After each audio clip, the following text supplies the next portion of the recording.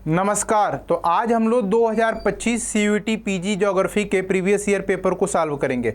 इसको सॉल्व करने का जो विशेष उद्देश्य यह है कि हम यह समझ पाएँ कि करंट की परीक्षाओं में किस तरह के सवाल और किस स्तर के सवाल आ रहे हैं और इन सवालों के पूछे जाने का क्रम, इन सवालों की गहराई, इन सवालों का पैटर्न और इन सवालों का ट्रेंड क्या रहा है और इस ट्रेंड के आधार पे हम क्या भविष्य के बारे में आकलन कर सकते हैं, क्या सोच सकते हैं।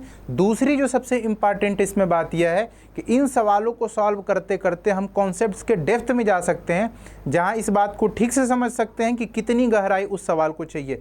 मेरा नाम रत्नाकर है और मैं आपको ज्योग्राफी पढ़ाऊंगा। मैं एक बनारस हिंदू यूनिवर्सिटी में शोध छात्र हूं और आज मैं आपको सीयूईटी पीजी 2025 के सवालों को सॉल्व करवाऊंगा। आप हमारे यहाँ सारे कोर्स पढ़ सकते हैं और हमारे यहाँ सारी लाइव क्लासेस चलती हैं। सीयूईटी कॉन्सेप्ट्स के इस कोर्स में बहुत ढेर सारे कोर्स चलते हैं, जिसमें से सीयूईटी पीजी ज्योग्राफी का कोर्स मैं पढ़ाऊंगा। शेष अलग अलग well qualified, well equipped teachers पढ़ाएंगे और आप इस एप्लीकेशन पे जाके सीयूईटी कॉन्सेप्ट के तुरंत ही अपना रजिस्ट्रेशन करा लीजिए।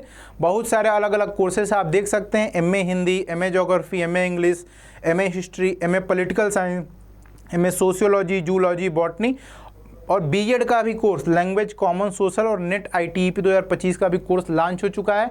जाइए और वहाँ पढ़िए। पूरे दावा से मैं कह रहा हूँ आपसे कि बहुत आराम से आपका सिलेक्शन हो जाएगा।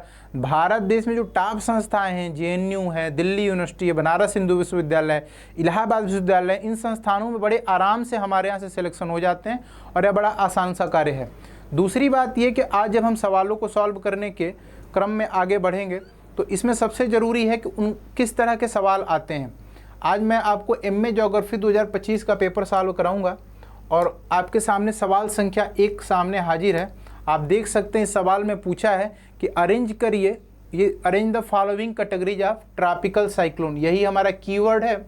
और किस ऑर्डर में? असेंडिंग ऑर्डर में। किस ऑर्डर में करना है? असेंडिंग ऑर्डर में करना है। असेंडिंग ऑर्डर का मतलब क्या होता है? बढ़ते हुए क्रम में करना है। तो कौन सा क्रम होगा हमारा? तो अगर हम ध्यान दें तो सबसे पहले क्या होता है? डिस्टर्बेंस होता है। जैसे जैसे विंड की स्पीड बढ़ना शुरू होती है तो सबसे पहले डिस्टर्बेंस होता है और इस ऑप्शन के क्लू में ही है प्रारंभिक विक्षोभ। तो सबसे पहले हमारा ऑप्शन क्या हो जाएगा? बी वाला। सबसे पहला ऑप्शन क्या होगा? बी वाला। अब इसको देख के एक बात पता चल रही है कि ये दोनों तो नहीं होंगे, ये दोनों तो नहीं होंगे। अब इसके बाद दूसरा क्या होता है? जैसे ही विंड की स्पीड जैसे ही बढ़ना शुरू करती है तो ये बहुत तेज़ी से घूमना शुरू करता है। डायरेक्ट क्लॉकवाइज और एंटी क्लॉकवाइज का कॉन्सेप्ट यहाँ पे आ जाता है। हवा किस दिशा में घूम रही है तो हम कहते हैं किस तरह का ट्रॉपिकल साइक्लोन है, साइक्लोनिक है कि एंटी साइक्लोनिक है। उसके हम डिटेल में अपने कोर्स में चलेंगे।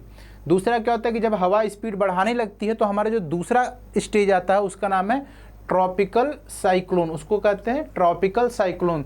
तो दूसरा हमारा हो गया बी के बाद ऑप्शन ए, बी के बाद ऑप्शन ए, बी के बाद क्या हो गया हमारा? Option A. अगर हम इस सवाल में ठीक से देखें तो हमारा ये ऑप्शन भी कैंसिल हो गया, तो बचा क्या? बी, ए, डी, सी। अब इस सवाल के दो तरीके से एक्सप्लेन कर सकते हैं। केवल हम विंड की स्पीड को लेके भी एक्सप्लेन करना चाहें तो बड़े आसानी से इसको छांटा जा सकता था कि सबसे शुरू में डिस्टर्बेंस होता है। बेसिकली अर्थ सरफेस को अगर हम देखें तो ये हमारा इक्वेटर है, विषुवत रेखा। ये ट्रॉपिक ऑफ कैंसर है, 23.5 डिग्री उत्तर से लेकर 23.5 डिग्री दक्षिण तक के बीच का जो हिस्सा है उसको हम ट्रॉपिक बोलते हैं। सूर्य की सबसे ज़्यादा ऊर्जा वहीं पे आती है। अगर आप कर्व के बारे में स्टडी किए होंगे तो जो सबसे ज़्यादा सोलर इंसोलेशन का एरिया यही है। अब सबसे ज़्यादा एनर्जी आती है तो वहाँ पे समुद्र है, स्थल, ये गर्म होते हैं। अब जब वो गर्म होगा तो उसकी ऊर्जा बढ़ेगी, ऊपर उठेगा, वाष्प बन के ऊपर जाएगा तो लेटेंट हीट क्या होगा? रिलीज होगा। वो रिलीज होगा तो वो एनर्जी तो कहीं नष्ट होती नहीं, तो वो हवाओं को जाएगी, हवाएं घूमना शुरू करेंगी और बेहद बड़े स्तर पे ये नुकसान का कारण बनती है। तो ये हमारा ऑप्शन हो गया। इसी बात को दो वैज्ञानिक सफीर सैम्सन ने विंड स्केल थियरी, जिसको हम SSS कहते हैं, सफीर सैम्सन स्केल में विंड के स्टेज के आधार पर ही हमें बताते हैं कि कितनी स्पीड होने पे हम उसको विंड के कैटेगराइज करेंगे। अगर हम इसके देखें मेजर हरिकेन को तो कुछ 180 किलोमीटर प्रति घंटा के हिसाब से, यानी कि एक घंटे में 180 किलोमीटर की दूरी तय कर लेता और बहुत ही भयावह होता है।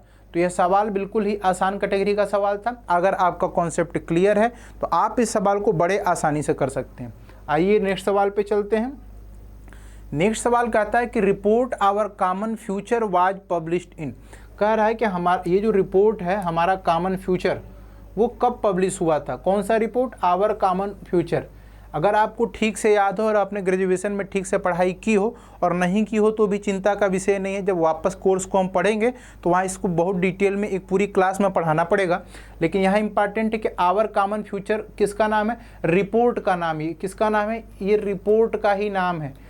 एक कॉन्फ्रेंस हुई थी 1987 में। कब हुई थी? 1987 में। जिस कॉन्फ्रेंस को जो लीड कर रहे थे उनका नाम था ब्रंटलैंड। क्या नाम था? ब्रंटलैंड। उन्हीं के नाम पे हम कहते हैं कि ये ब्रंटलैंड रिपोर्ट है। क्या है? ब्रंटलैंड रिपोर्ट है। क्या है? ब्रंटलैंड रिपोर्ट है। तो यह रिपोर्ट कब फीचर हुई थी हमारी? 1987 में हुई थी। तो ये आपको रिकॉल वाला, अगर आपको याद नहीं है तो आप इसे नहीं कर पाएंगे, क्योंकि जब डेट, नाम और थियरी के प्रोपगेटर का नाम पूछ लेते हैं या उस किसी व्यक्ति विशेष का नाम पूछ लेते हैं, अगर आपको याद नहीं हो, आपने बार बार उसको याद नहीं किया तो वो सवाल आपके गलत हो जाएंगे। आइए हम तीसरे पे चलते हैं। आपको पता है ना कि 75 मिनट में हमें 75 मिनट के अंदर हमारे पास 75 मिनट ही होते हैं, 75 सवाल होते हैं, 75 क्वेश्चन, और ये होते हैं 300 नंबर के, और ये हमें करने होते हैं 90 मिनट में। तो हम अपनी स्पीड उसी तरह बना के चलेंगे ताकि ठीक ठीक से उसको वैसे ही समझ पाएँ जैसे परीक्षा में हम बैठे और परीक्षा की मेंटलिटी के साथ कि कैसे शार्पली हम ये सवाल कर सकते हैं। आइए तीसरे सवाल पे आते हैं। सवाल पूछा है कि arrange the following satellite in chronological order of their launching. किस ऑर्डर में? लॉन्चिंग के क्रोनोलॉजिकल मतलब कालानुक्रमिक। कब सबसे पहले कौन छोड़ा गया, फिर उसके बाद कौन छोड़ा गया, फिर उसके बाद कौन, और किसको? सैटेलाइट्स को। सैटेलाइट भी एक ऑप्शन है। सैटेलाइट एक टॉपिक हमारे सिलेबस के अंदर में। तो हमारे पास ऑप्शन क्या क्या ये देख लें। स्पॉट 1 है, ERTS 1 है, ERTS 1 है, और क्या हमारे पास IRS 1A है और क्विक बर्ड है। तो हमारे पास 4 ऑप्शंस हैं। तो अब हम ये देखेंगे कि कौन सा ऑप्शन ज़्यादा बेटर। तो अगर IRS देखना चाहें तो ये है इंडियन रिमोट, इसरो ने इसको, इसरो का ये पहला सीरीज है बेसिकली। 1A से भी पता चलता है कि 1 यानी पहले का सबसे पहला वाला सीरीज है। तो कब हमने ये छोड़ना शुरू किया IRS वाले को? 1988 में इसरो ने पहली बार 1988 में पहले अपने रिमोट सेंसिंग प्रक्षेपण को जारी किया था।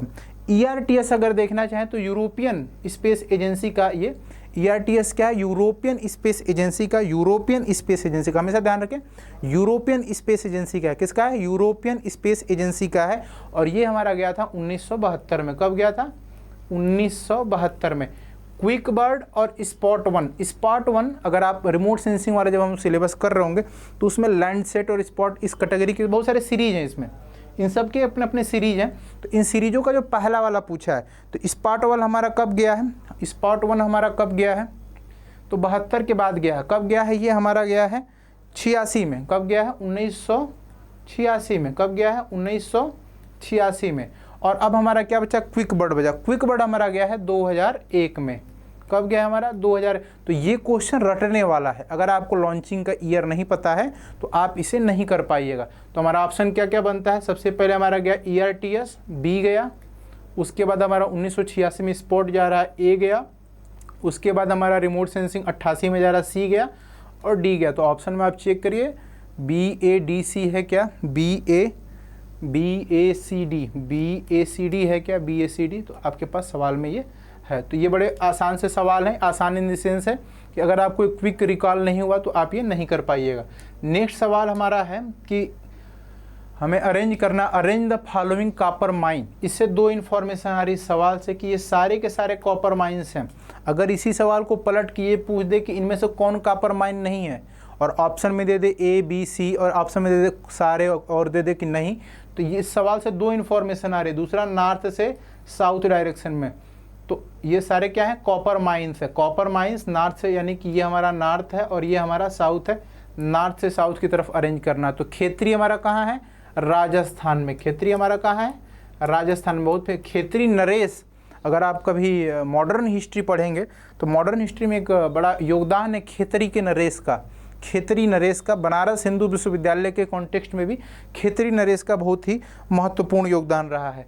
दूसरा हमारा है क्या? बी में क्या है हमारे पास? मलंजखंड। मलंजखंड हमारा जो है MP के अंदर है, मध्य प्रदेश के अंदर ये इस्टेब्लिश है। नेक्स्ट हमारा है क्या इसका नाम है, क्या पढ़ेंगे, अग्निगुंडाला। अग्निगुंडाला क्या पढ़ेंगे, अग्निगुंडाला। तो ये हमारा कहाँ पे, ये हमारा है आंध्र प्रदेश में। कहाँ पे है, आंध्र प्रदेश में। और फिर नेक्स्ट लास्ट हमारा क्या है, मामांडूर, और ये हमारा है जो है तमिलनाडु में।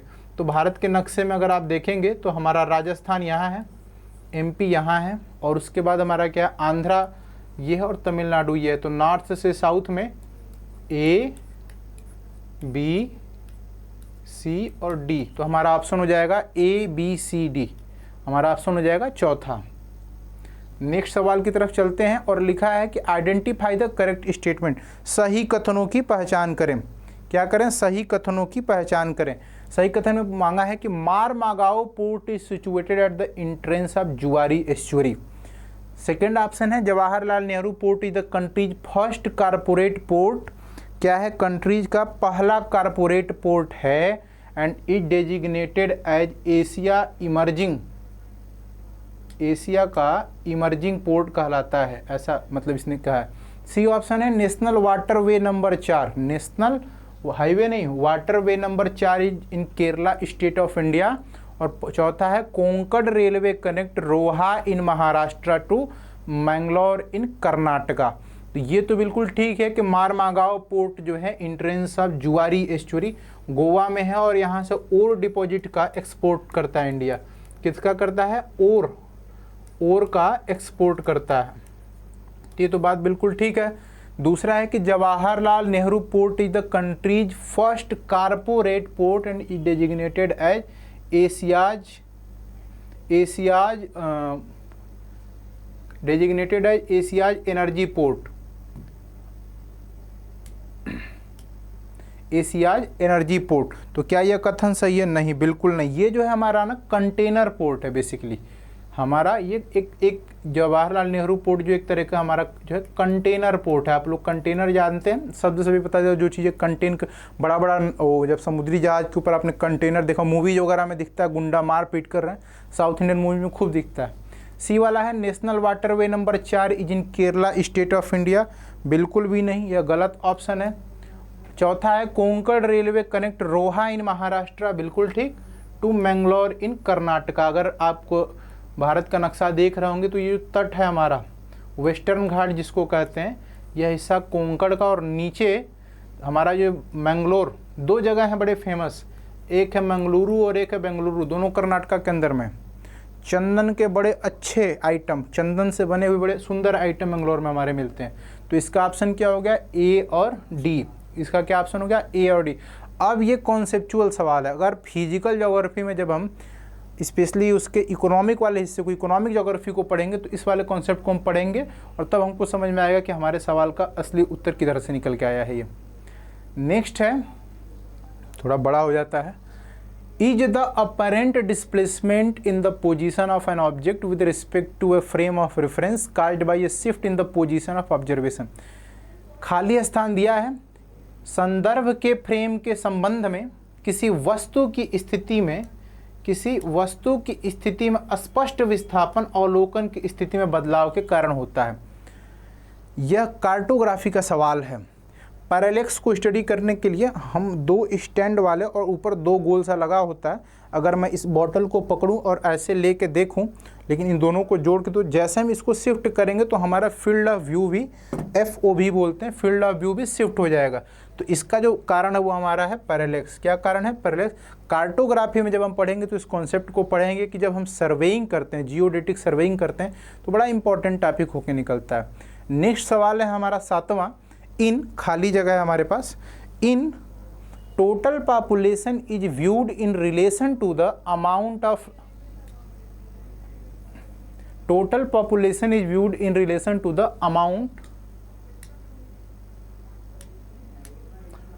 Amount of land under cultivation.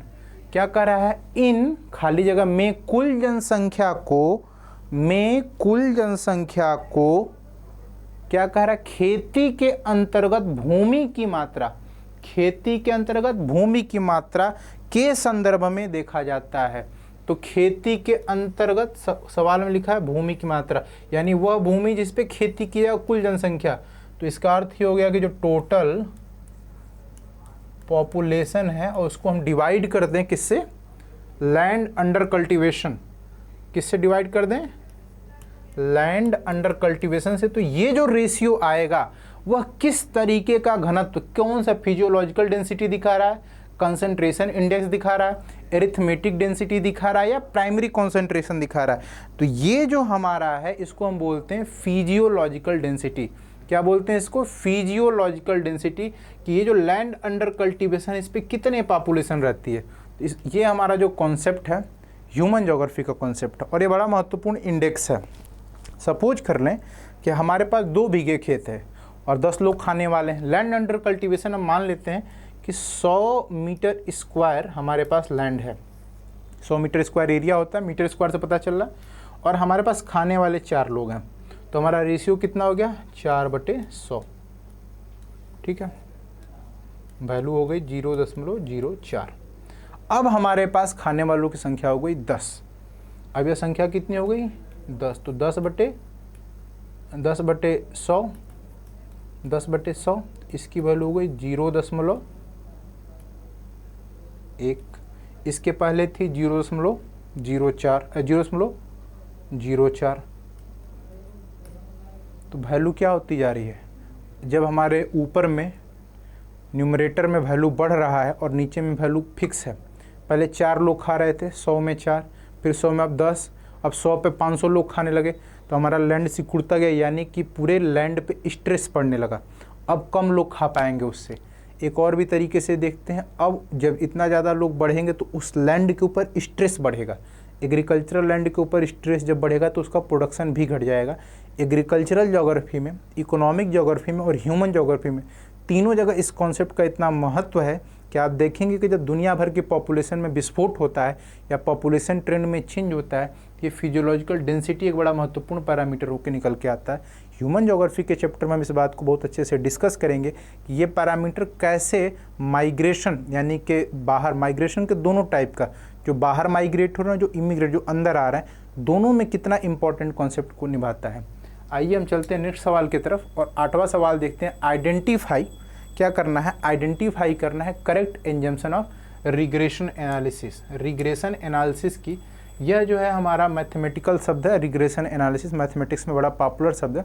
इस बात को अगर आपको समझना हो तो अगर हमारे पास बहुत सारे बिंदु हों एक ग्राफ के पास, और हमें अगर आप MS एक्सेल वगैरह का कभी यूज किए हों और हमें इसका कोई एक मीन वैल्यू निकालना हो तो आसान नहीं है इनको मीन कर पाना। तो हम इसके लिए क्या करते हैं कि एक ऐसा लाइन खींचते हैं जो मैक्सिमम डेंसिटी वाले जोन से जाए, जो मैक्सिमम को, तो इसी वाले एनालिसिस को मैथमेटिकल इक्वेशंस के भाषा में हम कहते हैं रिग्रेशन एनालिसिस। तो इसमें सबसे पहला कथन है the values of dependent variable are normally distributed. आश्रित चर के मान सामान्यतः वितरित होते हैं। क्या लिखा है, values of dependent variable are normally distributed.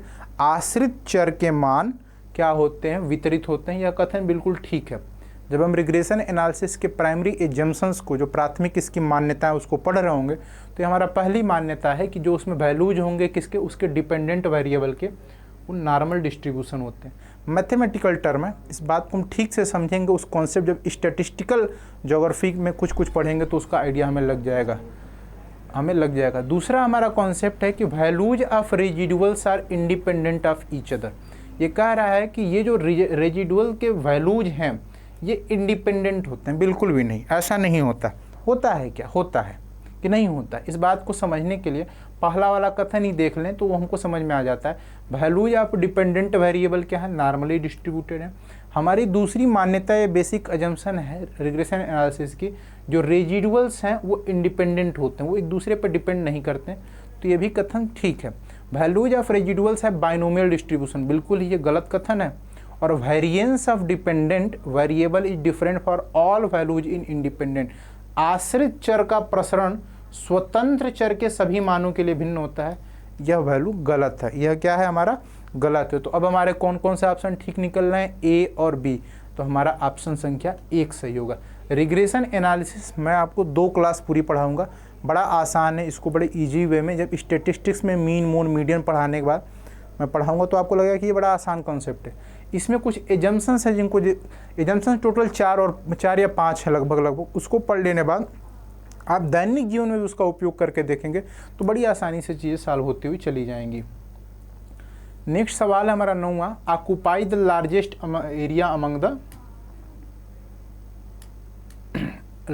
Area among the soils of India. Bharat की मिट्टियों में सबसे बड़ा क्षेत्र घेरता है तो वो हमारा है जलोढ़ मिट्टी। गंगा यमुना का जो मैदान है, जो सबसे बड़ा एरिया डिपोजिशन होता है, जहाँ सबसे ज़्यादा भारत की पॉपुलेशन रहती है, जहाँ का फिजियोलॉजिकल डेंसिटी सबसे ज़्यादा, जहाँ सबसे ज़्यादा स्ट्रेस है, बहुत सारे फीचर्स में आप पढ़ पाएंगे, ये हमारा होता है एलुवियल सॉइल। जब भी कभी इस तरह की ऑप्शंस में एलुवियल सॉइल हो, जहाँ सबसे ज़्यादा सबसे बड़े की बात हो, तो भारत में हमारे एलुवियल सॉइल है। और इसको हम लोग फिजिकल ज्योग्राफी में सॉइल एक चैप्टर करके पढ़ेंगे। भारत में मिट्टी, उनका ऑर्डर, उनका प्रकार, उसके chemical nature, biological nature, physical nature, temperature वगैरह के हिसाब से डिस्ट्रीब्यूशन पढ़ेंगे तो बड़ा आसानी से इस बात को समझ पाएंगे। आइए नेक्स्ट सवाल पे हम चलते हैं और आते हैं 10वें पे। Arrange the following countries in descending order of urbanization. किस ऑर्डर में करना है? यह कहा है डिसेंडिंग ऑर्डर में करना है, यानी कि घटते हुए शहरीकरण के स्तर पे। ह्यूमन ज्योग्राफी का यह कॉन्सेप्ट है, इकोनॉमिक ज्योग्राफी का भी ये कॉन्सेप्ट है। एक्चुअली ज्योग्राफी बहुत अलग अलग नहीं है, बहुत सारे विषय एक दूसरे में सम्मिलित होते रहते हैं।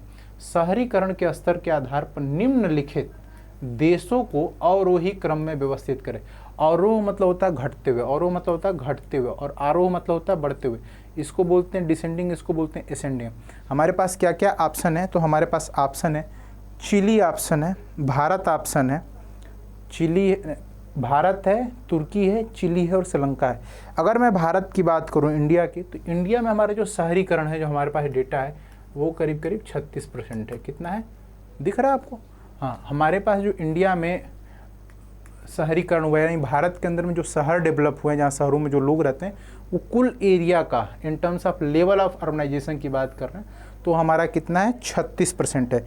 अगर चिली की मैं बात करूँ, दक्षिण अमेरिका का यह देश है, यहाँ लगभग 87%, कितना, 87% यहाँ पे हमारा शहरीकरण हुआ है। दूसरा ऑप्शन हमारा तुर्की, तुर्की के अंदर में 77% हमारा शहरीकरण हुआ है। और आखिरी ऑप्शन हमारा श्रीलंका, वहाँ पे हमारे पास 19% जो है हमारी शहरीकरण हुआ है। तो ये डेटा का सवाल है। अगर इसके डेटा को आप देखेंगे तो डेटा के बेसिस पे 36%, 87%, तुर्की का 77%, श्रीलंका का 19%। अभी कहा है कि अवरोही क्रम में, अवरोही घटते हुए क्रम में, तो सबसे बड़ा हमारा सी वाला ऑप्शन है। 87 के बाद आता है 77, यानी बी वाला ऑप्शन है। उसके बाद आता है इंडिया का ए है और डी है। तो हमारा ऑप्शन हो गया CBAD। अगर ऑप्शन में कहीं हो तो ये वाला हमारा ऑप्शन ठीक होगा। ये डेटा याद करने का, जब हम पॉपुलेशन के बारे में बात करेंगे और कंपेयर करके पढ़ेंगे डेमोग्राफिक को, डेमोग्राफिक डिस्ट्रीब्यूशन को, तो वहाँ बड़े आसानी से समझ पाएंगे। एक तो कॉन्सेप्ट है अर्बनाइजेशन का, केवल लेवल नहीं है। अर्बनाइजेशन के बहुत सारे पार्ट हैं, उसमें से एक है लेवल, क्वालिटी ऑफ अर्बनाइजेशन पे। शहर बने उनकी क्वालिटी कैसी है, वहाँ हेल्थ की फैसिलिटी कैसी है। तो बहुत सारे मैथमेटिकल पैरामीटर डेवलप किए गए हैं समझने के लिए। उन्हीं एक पैरामीटर्स में से एक है लेवल ऑफ अर्बनाइजेशन। शहरीकरण के स्तर के आधार पे निम्नलिखित देशों को अवरोही क्रम में, ये ध्यान देना है क्योंकि सेम ऑप्शन, ये जो भी मैंने बताया, ये एसेंडिंग भी दे सकता है। इसको केवल ए लिखना है और इसको आ लिख देना है, और ये सवाल गलत हो जाएगा आपका। इसलिए ये ध्यान देना है कि क्या शब्द दिया है। तो कई बार की टर्म में कहते हैं कि उसका जो कौन सी वो कुंजी है, वो कुंजी वाले शब्द कौन से हैं, और वही क्रम में, क्योंकि आपका सारा डेटा होगा फिर भी आप गलत करके चले आएंगे। आइए अब हम नेक्स्ट सवाल की तरफ चलते हैं और बात को समझते हैं कि कितने आसान सवाल आए हैं। अगर हमें सवाल को देखें तो arrange the following geographical works in chronological order. Geographical thought paper एक है, जियोग्राफिकल वर्क जो पेपर है, जियोग्राफिकल थॉट हमारा एक पेपर है, और उसमें कह रहा है कि अब इसमें एक पहला ऑप्शन हमारा है locational analysis in human geography bye Haggett. Locational, इसको हमें अरेंज करना चाहिए, इसमें सही गलत नहीं बताना है, हमको ये बताना है कि मतलब सबसे पहले कौन हुआ, सबसे पहले कौन हुआ और फिर सबसे बाद में कौन हुआ, पहले से बाद की तरफ चलना है। तो locational analysis in human geography bye Haggett, ये भी ठीक है। पोस्ट यानी कि हैगेट द्वारा मानव भूगोल में स्थानिक विश्लेषण, लोकेशन की बात की गई, और ये हम एक विचार के तौर पे पढ़ेंगे कि कितना इंपॉर्टेंट कॉन्सेप्ट हैगेट ने दिया था, और इस कॉन्सेप्ट से दो नए कॉन्सेप्ट और भी निकल के चले आए। बाद में post modern geography the reassertion of space in social theory, यानी सामाजिक सिद्धांत में स्थान का पुनर्मूल्यांकन। लोकेशन वहाँ भी है। यहाँ स्पेस की बात कर रहे हैं, स्थान का पुनर्मूल्यांकन। उत्तर आधुनिक, जब हमारा मॉडर्नाइजेशन हुआ, मॉडर्नाइजेशन बेसिकली क्या है कि जब हमारे इंडस्ट्री बढ़ी 1850 के क्रम में इंग्लैंड के अंदर में इंडस्ट्रियलाइजेशन हुआ। उसके बाद भारत में अगर आप स्वतंत्रता वाला संघर्ष देखें उसे, या दुनिया भर में हमारे चीज़ों के देखने का नेचर बदल गया, उसी को हम बोलते हैं पोस्ट मॉडर्न ज्योग्राफी में।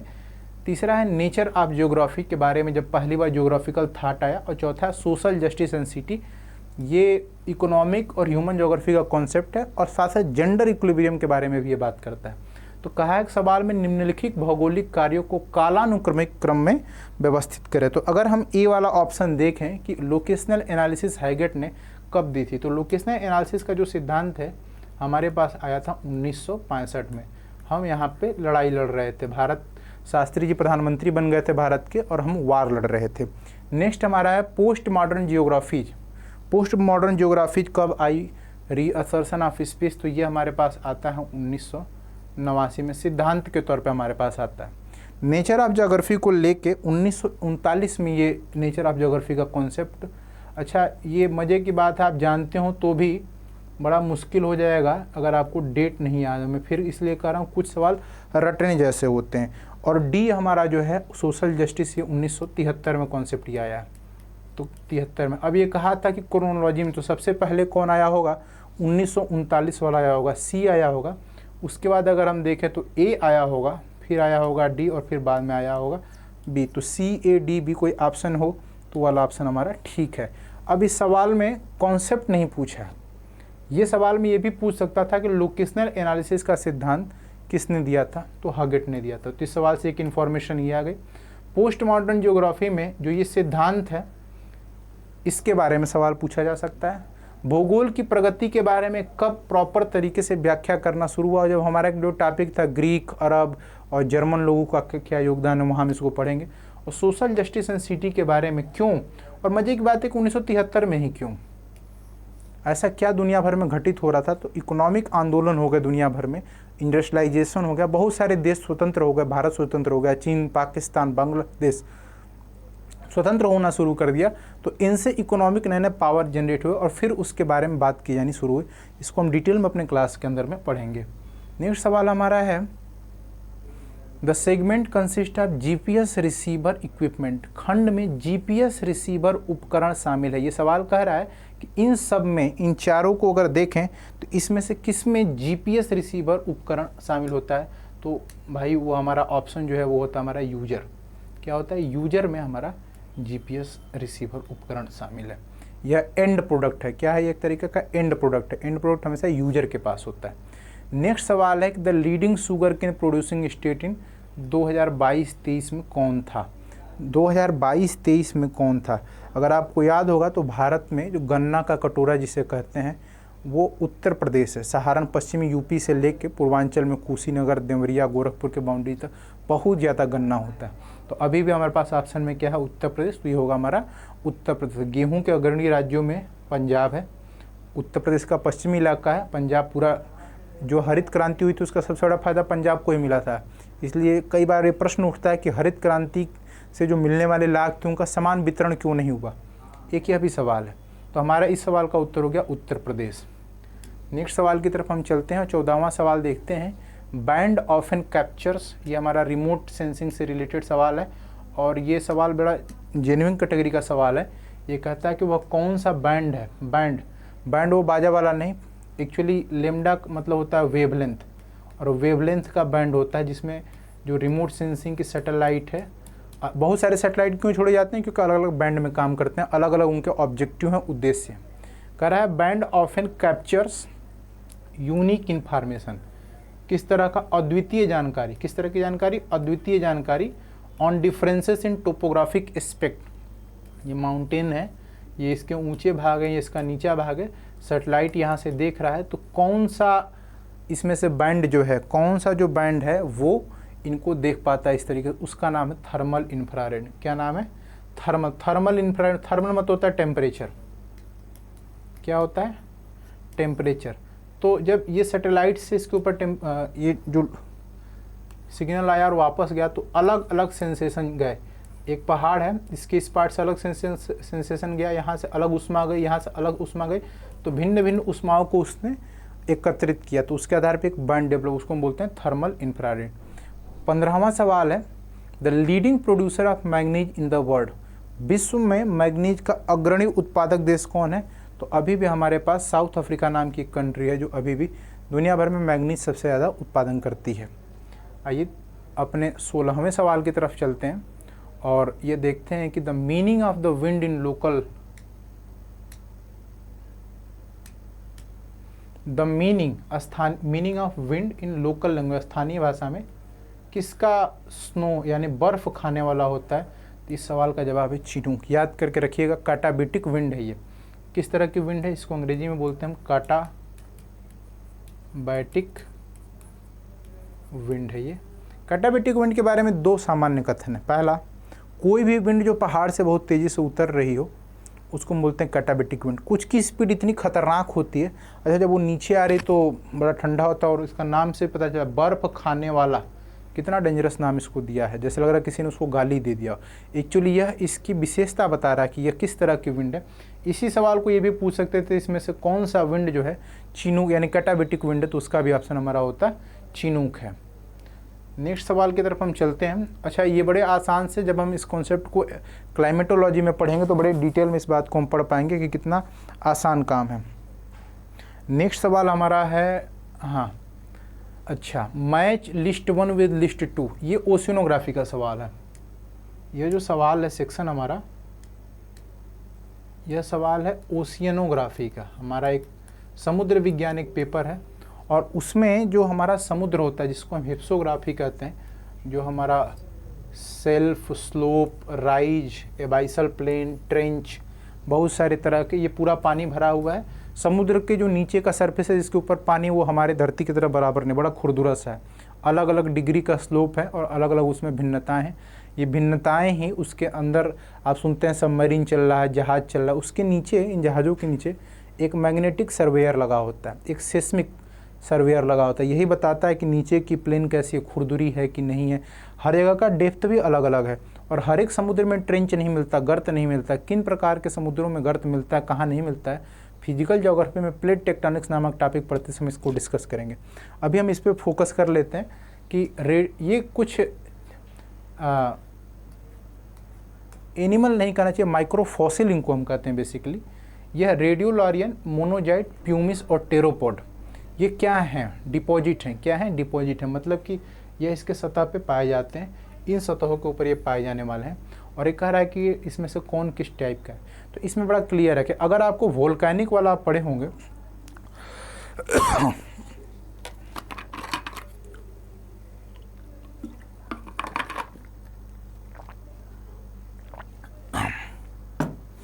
अगर वोल्केनिक पढ़े होंगे तो प्यूमिस जो है बनता है वोल्केनिक से। वोल्केनो से जब जो राख ऊपर जाती है वही फिर वापस आके गिर के जब ठोस हो जाती है तो उसको हम बोलते हैं प्यूमिस। तो सी का तीसरा कहाँ है? तो दो ऑप्शन है जहाँ पे सी का तीसरा है। चलिए अब हमारा पहला ऑप्शन है रेडियोलॉरियन। रेडियोलॉरियन क्या होता है हमारा? इसका जो इसकी सेल होती है, ये जो फॉसिल है, यह क्या है? एक तरीके का माइक्रोफॉसिल है। क्या है?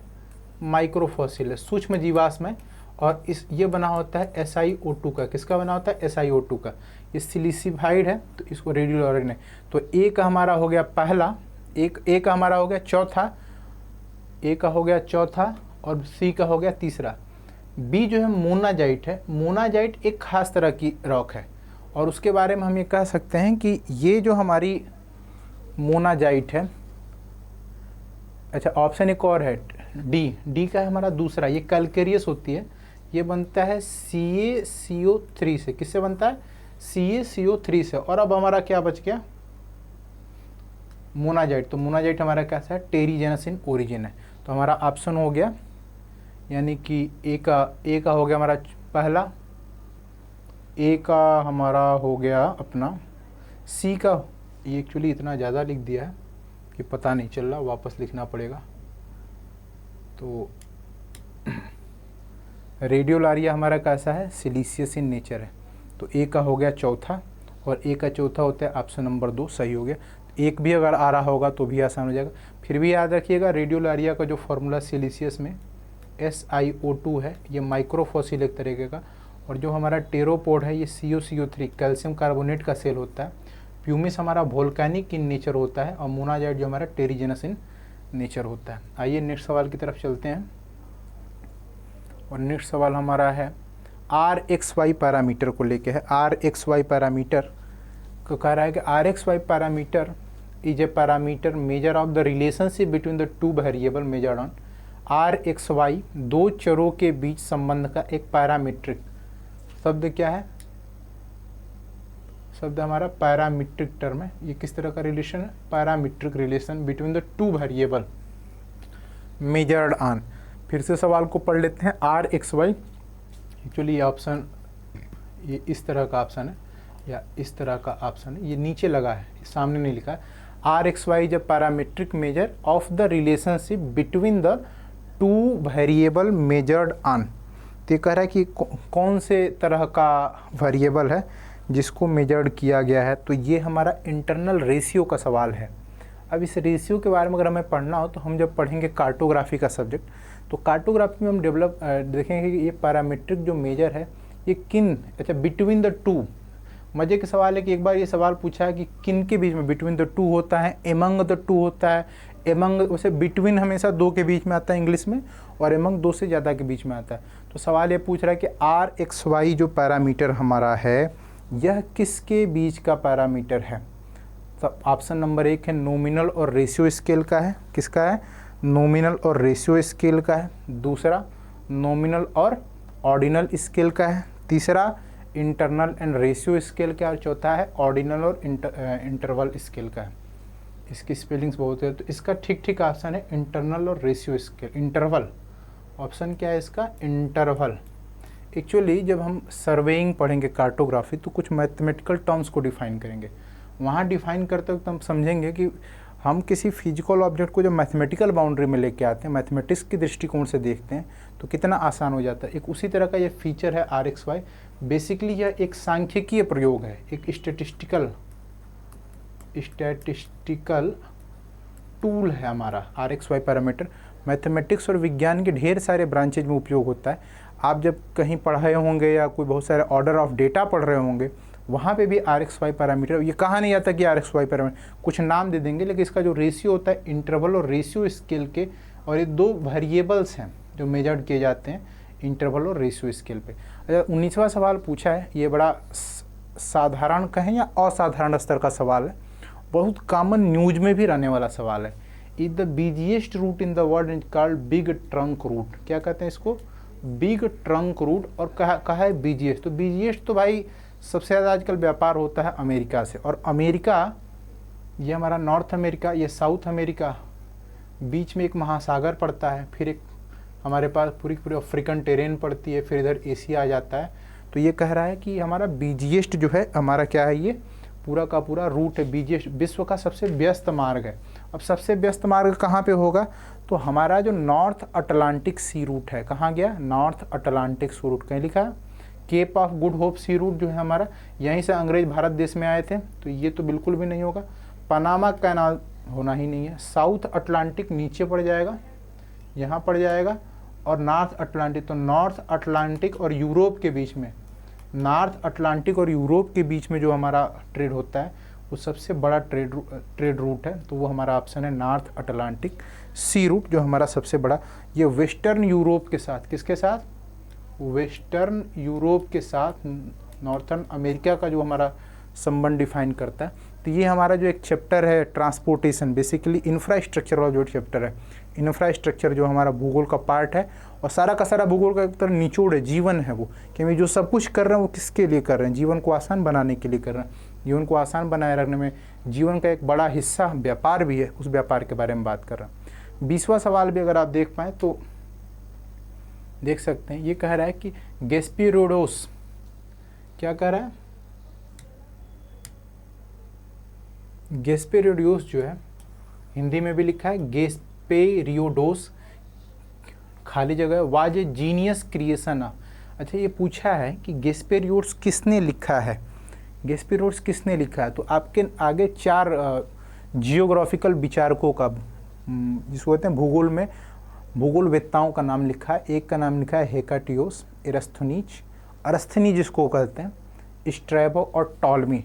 टॉलमी बड़े विद्वान आदमी रहे हैं। पहली बात, मैं अभी आंसर पे बात नहीं कर रहा, टॉलमी बड़े ही अत्याधुनिक विचारों वाले और बड़े ही, आपको उनके बारे में आप गूगल करके पढ़िएगा, आपको बड़े शानदार लगेंगे। अभी हम उत्तर पे आते हैं।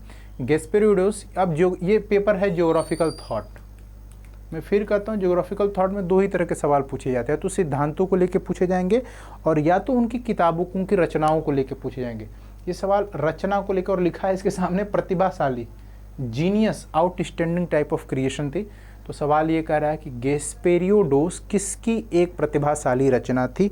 तो ये जो ऑप्शन है ये हमारा है हेक्टियोस की जो रचना है, ये हमारी किसकी रचना है, हेसाटियोस की रचना है। किसकी रचना है, हेसर। अगर आप किताब नहीं पढ़ेंगे, अगर इसको रट्टा नहीं मारेंगे तो ये सवाल नहीं होने वाला। कुछ कुछ ऐसे सवाल हैं जिनको आपको रट्टा मारना ही होगा, क्योंकि आप नाम याद करने के लिए सेल्फ ट्रिक कोई बना सकते हैं, ये अच्छी बात है, लेकिन आप उनको किसी कॉन्सेप्ट से नहीं समझा सकते, और जब कॉन्सेप्ट से नहीं समझा सकते हो तो ये बड़ा मुश्किल हो जाता है। नेक्स्ट सवाल की तरफ चलते हैं। 20 सवाल हमारे हो चुके हैं, 75 में से 20 गया 55, और आते हैं अब कल्याण भूगोल यानी कि वेलफेयर ज्योग्राफी। बड़ा बाद में पोस्ट मॉडर्न इरा में वेलफेयर ज्योग्राफी का कॉन्सेप्ट बड़ा वेल इस्टेब्लिश्ड कॉन्सेप्ट है। बाद देखिए जैसे ये वर्ड है और इसको एक क्वालिफाइंग वर्ड है।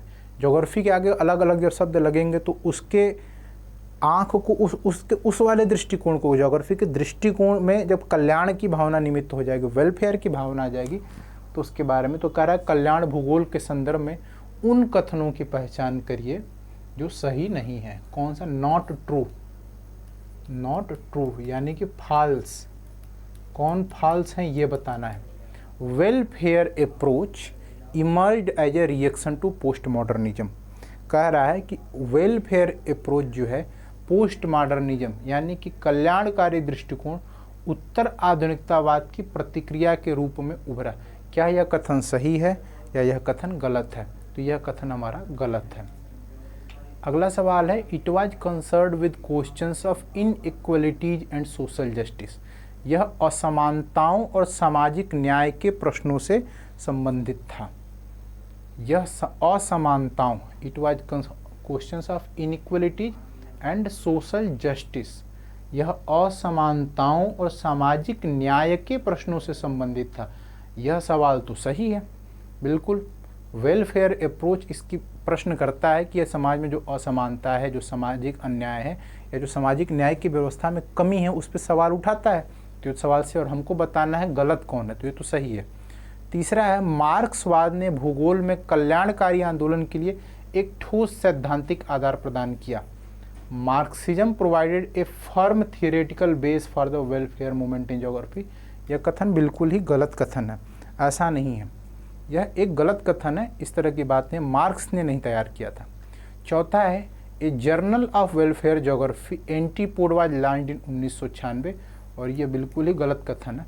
तो ये वाला कथन भी गलत है। तो हमारे कौन सा कथन सही है? बी सही है। तो यानी कि ए, सी और डी तीन कथन हमारे गलत हैं। तो ऑप्शन हो जाएगा हमारा चौथा। ठीक है, तो ये सवाल को करने का सबसे अच्छा तरीका, नॉट करेक्ट। अब इसमें यह कि अगर आपको इसकी कॉन्सेप्चुअल जानकारी नहीं है, आप ठीक से इसको नहीं पढ़ें तो आप इसको नहीं कर पाएंगे। तो कॉन्सेप्ट पे पकड़, उसका रिवीजन, वरना ये करना बड़ा मुश्किल काम हो जाएगा। नेक्स्ट सवाल की तरफ आते हैं। 21वां सवाल करने के बाद अब आया है हमारा मैच लिस्ट 1 विद लिस्ट 2। क्या करना है मैच लिस्ट 1 लिस्ट 2 में?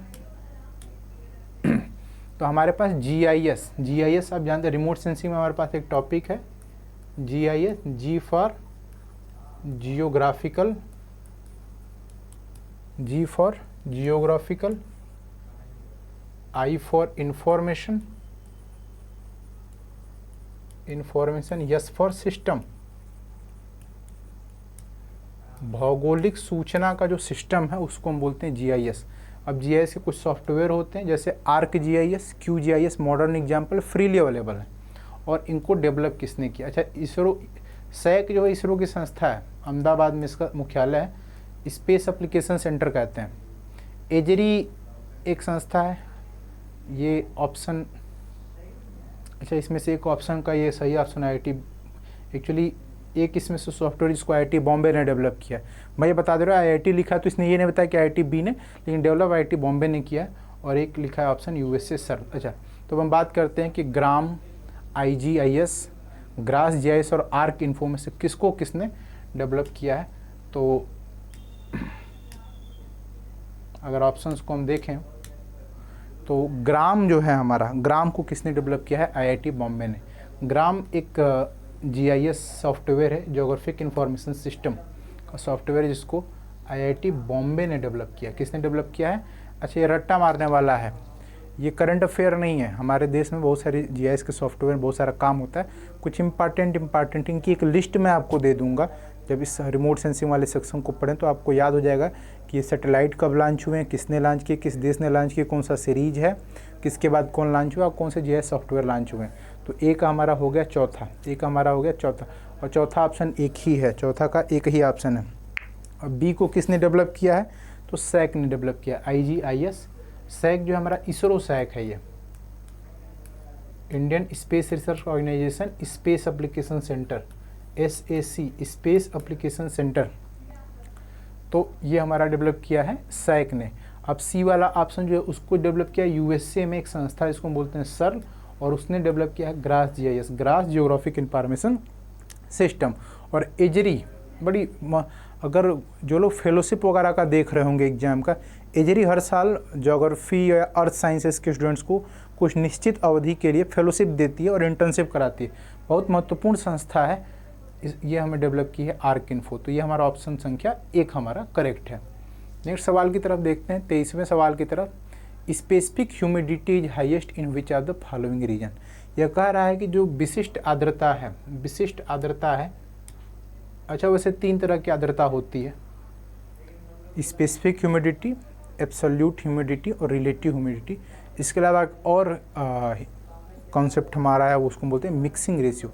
ये चार कॉन्सेप्ट, यही चार कॉन्सेप्ट बेस बनते हैं क्लाउड यानी कि बादलों के बनने के, उष्मा के ऊपर तक वितरित होने के, और ट्राप यानी कई बार टेम्परेचर ऊपर जाके इन्वर्ट हो जाता है, घटना चाहिए तो घटेगा नहीं, बढ़ गया, बढ़ना चाहिए तो घट गया। ऐसा क्यों होता है कि अपने क्रम का परिवर्तन कर देता है। ये ह्यूमिडिटी नामक कॉन्सेप्ट का जब हम फंडामेंटल क्लाइमेटोलॉजी में और फिजिकल ज्योग्राफी में पढ़ेंगे तो बहुत अच्छा आएगा। सवाल ये पूछा है कि स्पेसिफिक ह्यूमिडिटी कहाँ पे हाईएस्ट होती है। तो अगर हमारे पास लैटिट्यूड के हिसाब से देखें तो पोलर एरिया है, सब पोलर एरिया है, डोल्ड्रम है और हॉर्स लैटिट्यूड है। तो अगर हम अर्थ को डिवाइड करें तो हमारे पास ये है इक्वेटर, जिसको हम विषुवत रेखा कहते हैं, 23.5 डिग्री पे कर्क रेखा नॉर्थ में और 23.5 डिग्री पे कर्क रेखा साउथ में। ठीक है, इस पूरे हिस्से में ट्रॉपिक्स बोलते हैं। कुछ हिस्सा यहाँ से टेम्परेट का है 66.5 डिग्री तक, 66.5 तक, ये 23.5 से है। तो इस वाले हिस्से में अलग होता, और ये हमारा क्या होता है, सब पोलर लो प्रेशर। तो ये पूछ रहा है कि स्पेसिफिक ह्यूमिडिटी कहाँ पे हाईएस्ट होती है, वो कौन सा एरिया है जहाँ पे स्पेसिफिक ह्यूमिडिटी सबसे ज़्यादा हाईएस्ट होती है। तो हमारे पास ऑप्शन है पोलर एरिया, जो बिल्कुल गलत है, यहाँ का हो ही नहीं सकती। सब पोलर लो एरिया यहाँ भी नहीं हो सकती। हॉर्स लैटिट्यूड और डोल्ड्रम में कौन सा ऑप्शन ठीक होना चाहिए।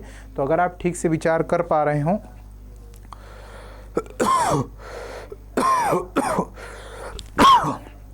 थोड़ा पानी पी लेता हूँ, तब तक आप सवाल पे विचार करिए।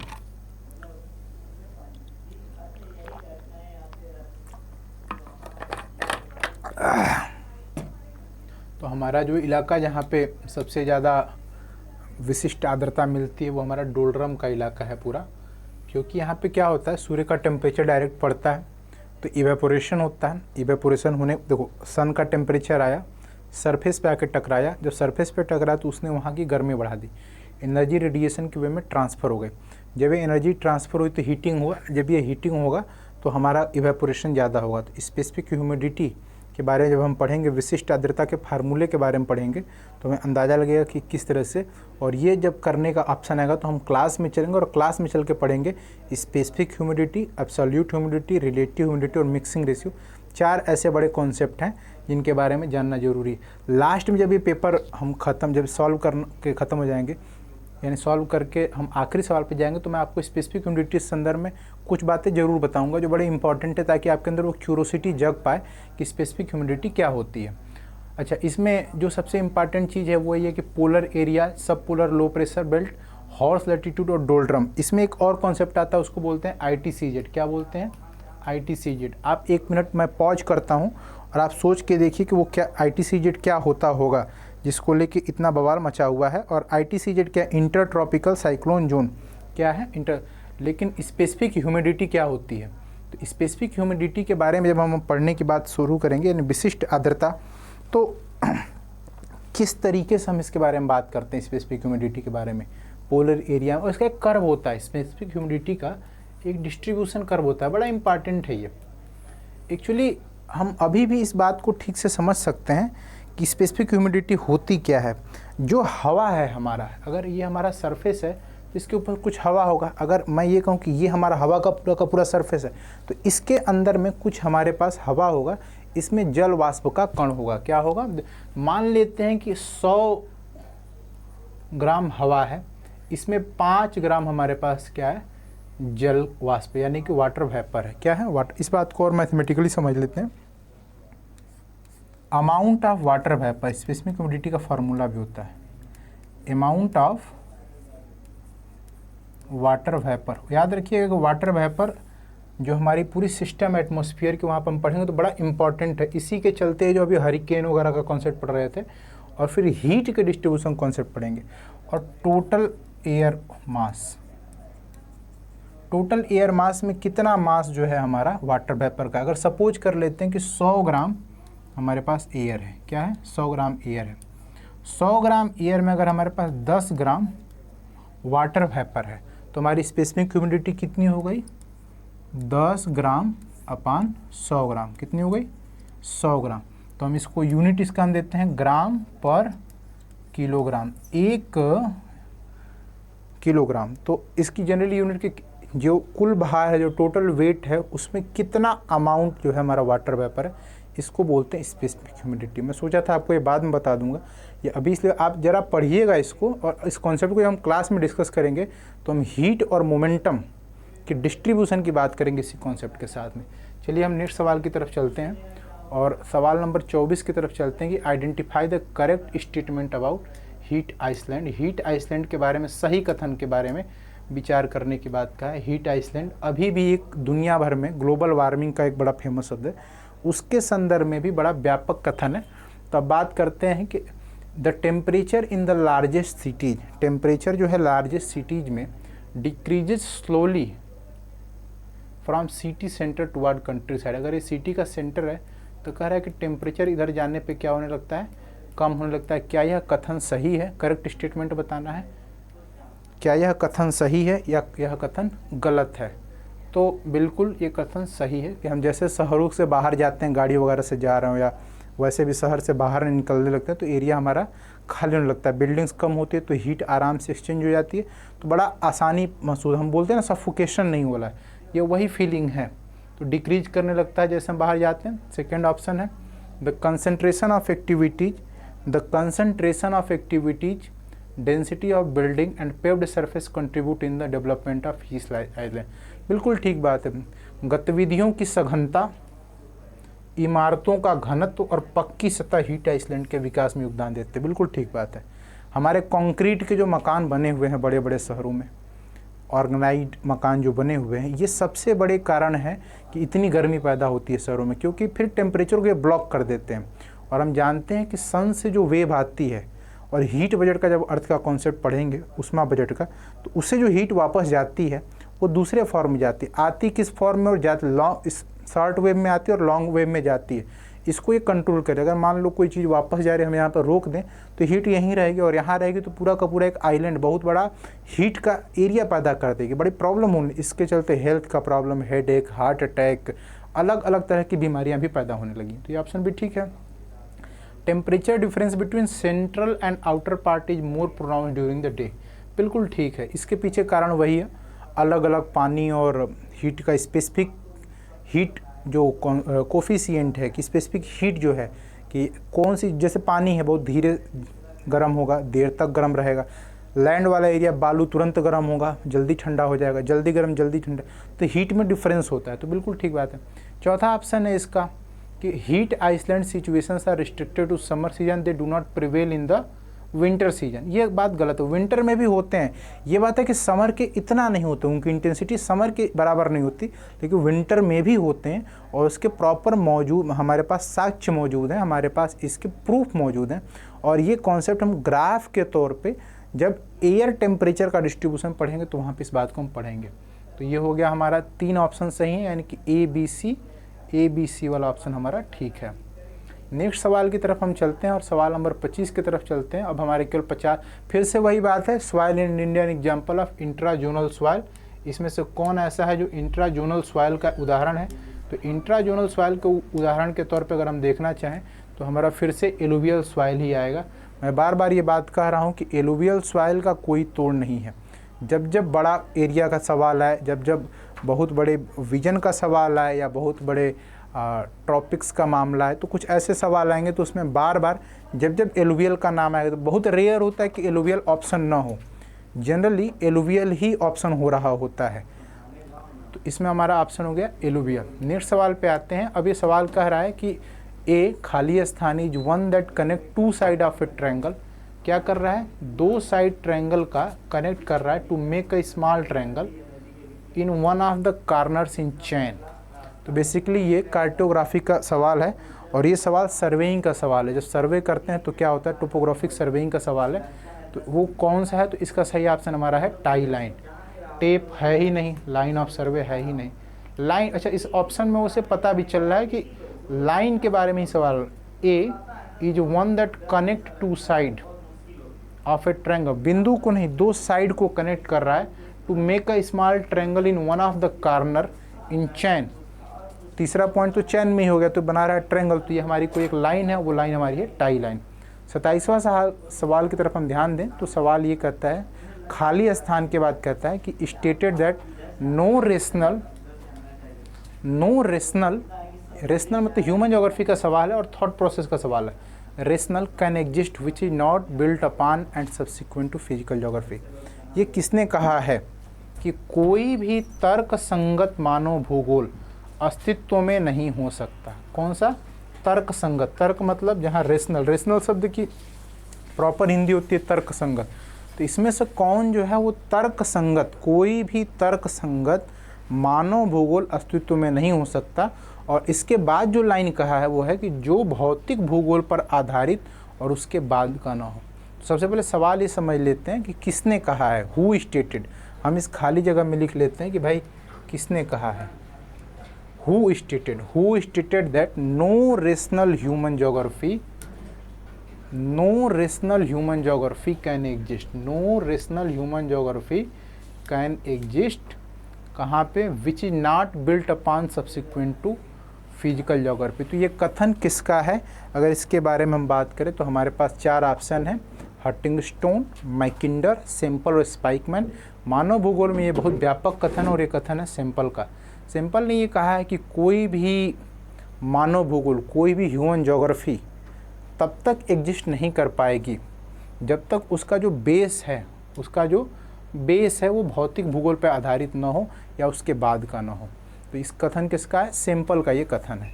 28वें सवाल की तरफ चलते हैं और अब आ जाते हैं जनगणना को लेकर जो सवाल हैं, यानी कि ह्यूमन ज्योग्राफी में पॉपुलेशन डिस्ट्रीब्यूशन और उससे जुड़े हुए सवालों के बारे में हम बात कर लेते हैं।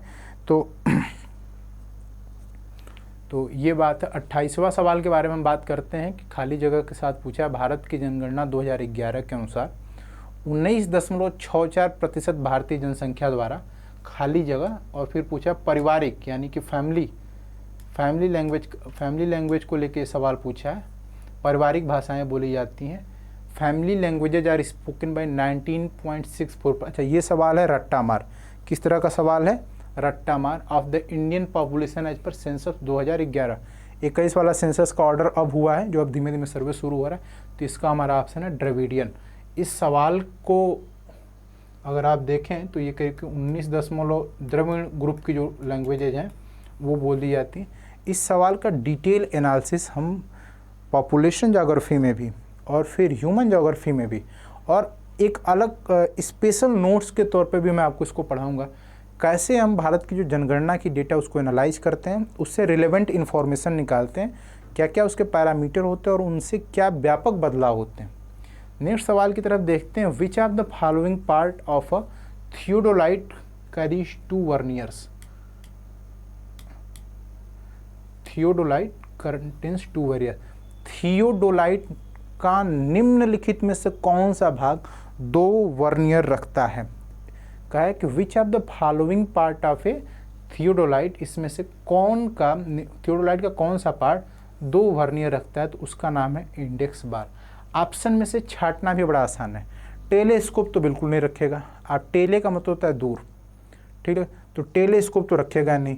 लोअर हॉरिजॉन्टल प्लेट में होता नहीं। ये सवाल जो लोग भी कार्टोग्राफी के बारे में थोड़ी बहुत जानकारी रखे होंगे वो जानते हैं कि जब हम थियोडोलाइट के बारे में पढ़ते हैं तो उसके बहुत सारे भाग पढ़ते हैं, उसमें वर्नियर का भी भाग एक आता है और एक सेट होता है, एक सेट में 2 होते हैं, तो 2 वर्नियर होते हैं, तो हमारा ऑप्शन हो गया इंडेक्स बार। सॉरी।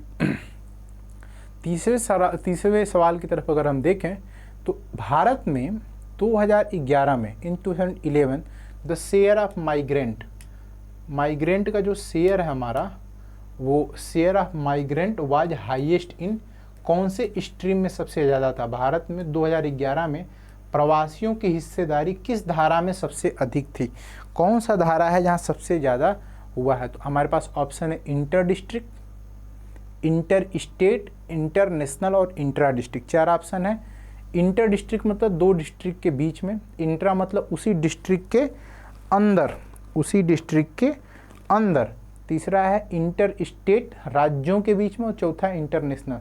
तो हमारा जो सबसे ज़्यादा डेटा के हिसाब से 2011 में प्रवासियों की हिस्सेदारी बदली है वो हमारा है इंट्रा डिस्ट्रिक्ट हुआ है, वो हमारा क्या है, इंट्रा डिस्ट्रिक्ट हुआ है। अब एक तीसरा सवाल है, उसमें पूछ रहा है is located in Indian ocean. अच्छा, इन चारों में से जो हमारा सेचेल्स रिज है, बोनिन रिज है, डॉल्फिन रिज और वाल्विस रिज है, इनमें से कौन हिंद महासागर में स्थित है। तो अगर आप भारत का मैप देखे होंगे तो हमारा बे ऑफ बंगाल इधर है, BOB, अरबियन ओशियन यहाँ है और ये हमारा इंडियन ओशियन है, ट्राई पॉइंट है ये। तो ये हमारा, तो सवाल पूछ रहा है कौन इसमें हिंद महासागर की तरफ है, तो इसमें सबसे पहला ऑप्शन है Seychelles ridge, Dolphin ridge, Bonin ridge और वाल्विस रिज। अच्छा, ये रिज जो है एक फीचर है, जियोमॉर्फोलॉजिकल फीचर है ओशियन में। हिस्सोग्राफी, जब हम ओशियन के तल के बारे में जब पढ़ेंगे तो इस फीचर को पढ़ेंगे कि वोल्केनिक इरप्शन होता है और नई प्लेट तैयार होकर जब बाहर हटती है तो रिजेज बनते हैं। दुनिया में सबसे बड़ी पर्वत श्रृंखला मिड ओशियनिक रिजेज की है, तो पूछ रहा है, तो ये हमारा है वेस्टर्न इंडियन ओशियन में। ये जो हमारा है ये कहाँ हमारा वेस्टर्न इंडियन ओशियन में। पूछ भी रहा है हिंद महासागर में कौन है, तो निश्चित रूप से ये होगा, तो इसको हम बोलते हैं कि is located in Indian ocean. तो सेचेल्स रिज जो है हमारा इंडियन ओशियन के अंदर में है और ये हमारा वेस्टर्न इंडियन में, वेस्टर्न में अरबियन। और तो अगर आप विश्व का नक्शा देखेंगे और बीच से इक्वेटर और तमाम एरियाज को देखेंगे तो आप पाएंगे कि अब ये रिज क्यों है, ये रिज 2 ही 3 का प्लेट टेक्टोनिक्स के कारण रिज का एक्सप्लेनेशन होता है। रिज एक तरह का जियोमॉर्फोलॉजिकल फीचर है जो प्लेट विवर्तकी यानी प्लेट टेक्टोनिक्स के सिद्धांत पढ़ेंगे जब हम, तो देखेंगे कि कैसे इसका फॉर्मेशन होता है। डॉल्फिन रिंज जो है हमारी, डॉल्फिन रिंज जो है ये अटलांटिक ओशियन के अंदर में पाई जाती है। फिर हमारी जो बोनिन है ये पैसिफिक ओशियन में जापान के पास है। पैसिफिक ओशियन में कहाँ पे, प्रशांत महासागर में जापान के पास ये है। और लास्ट हमारा है वाल्विस रिज, लास्ट हमारा क्या है, हमारा है वाल्विस रिज। तो वाल्विस रिज हमारा जो है ये हमारा साउथ अटलांटिक नॉर्वे के आसपास, नामीबिया के आसपास कहाँ पे पाया जाता है, साउथ अफ्रीका नहीं, साउथ अटलांटिक में नामीबिया के पास ये रिज पाया जाता है। तो हमारा हिंद महासागर में जो है सिलच है, बोनिन जो है हमारा पैसिफिक ओशियन जापान के पास है, डॉल्फिन जो नॉर्थ अटलांटिक ओशियन में, वाल्विस जो है साउथ अटलांटिक में नामीबिया के आसपास पड़ता है। नेक्स्ट सवाल की तरफ चलते हैं। Arrange the following salt in descending order. फिर से एक बात हमेशा ध्यान रखिएगा सवाल पढ़ते समय कि कौन से आर्डर का सवाल पूछा है। तो सवाल का जो ऑर्डर है वो हमारा डिसेंडिंग आर्डर यानी घटते हुए क्रम में, तो सबसे पहले बड़ा वाला उसके बाद नीचे वाला। तो ऑप्शन में हमारे पास क्या क्या है, potassium bromide, magnesium chloride, calcium sulphate और magnesium sulphate. Potassium bromide, magnesium chloride, अच्छा बड़ा नाम सुना हुआ है। सोडियम क्लोराइड, केमिस्ट्री से तो नाता आप लोग का छूट गया होगा, लेकिन नदियाँ जो हैं समुद्र में नमक को लेकर पहुँचती हैं। एक्चुअली होता क्या है कि वेदरिंग और इरोजन 2 बड़े व्यापक कॉन्सेप्ट हैं फिजिकल ज्योग्राफी में। अपर्दन होता है और अपर्दन के चलते जो क्षारीय और उसके एसिडिक और बेसिक नेचर ले जाकर डिपॉजिट कर देती हैं बेसिकली, तो उससे बहुत अलग अलग तरह के साल्ट बनते हैं। तो ये सवाल पूछा है कि सबसे बड़ा कौन बनता है, तो मैग्नीशियम क्लोराइड, मैग्नीशियम सल्फेट। तो मैग्नीशियम क्लोराइड की बात करें, magnesium chloride, magnesium sulphate, potassium chloride और कैल्शियम सल्फेट। तो इसको बताना है कि डिसेंडिंग आर्डर में सबसे बड़ा कौन है।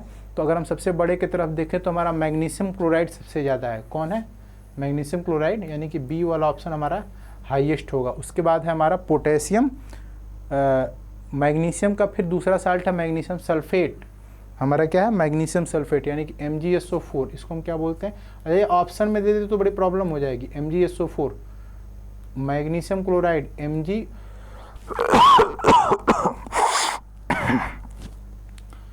MgCl2 पहला ऑप्शन है, दूसरा ऑप्शन MgSO4 है, तीसरा ऑप्शन हमारा बी हो गया, डी हो गया, तो पता ही चल रहा है कि BdC है। तीसरा है कैल्शियम सल्फेट CaSO4 और potassium bromide KBr।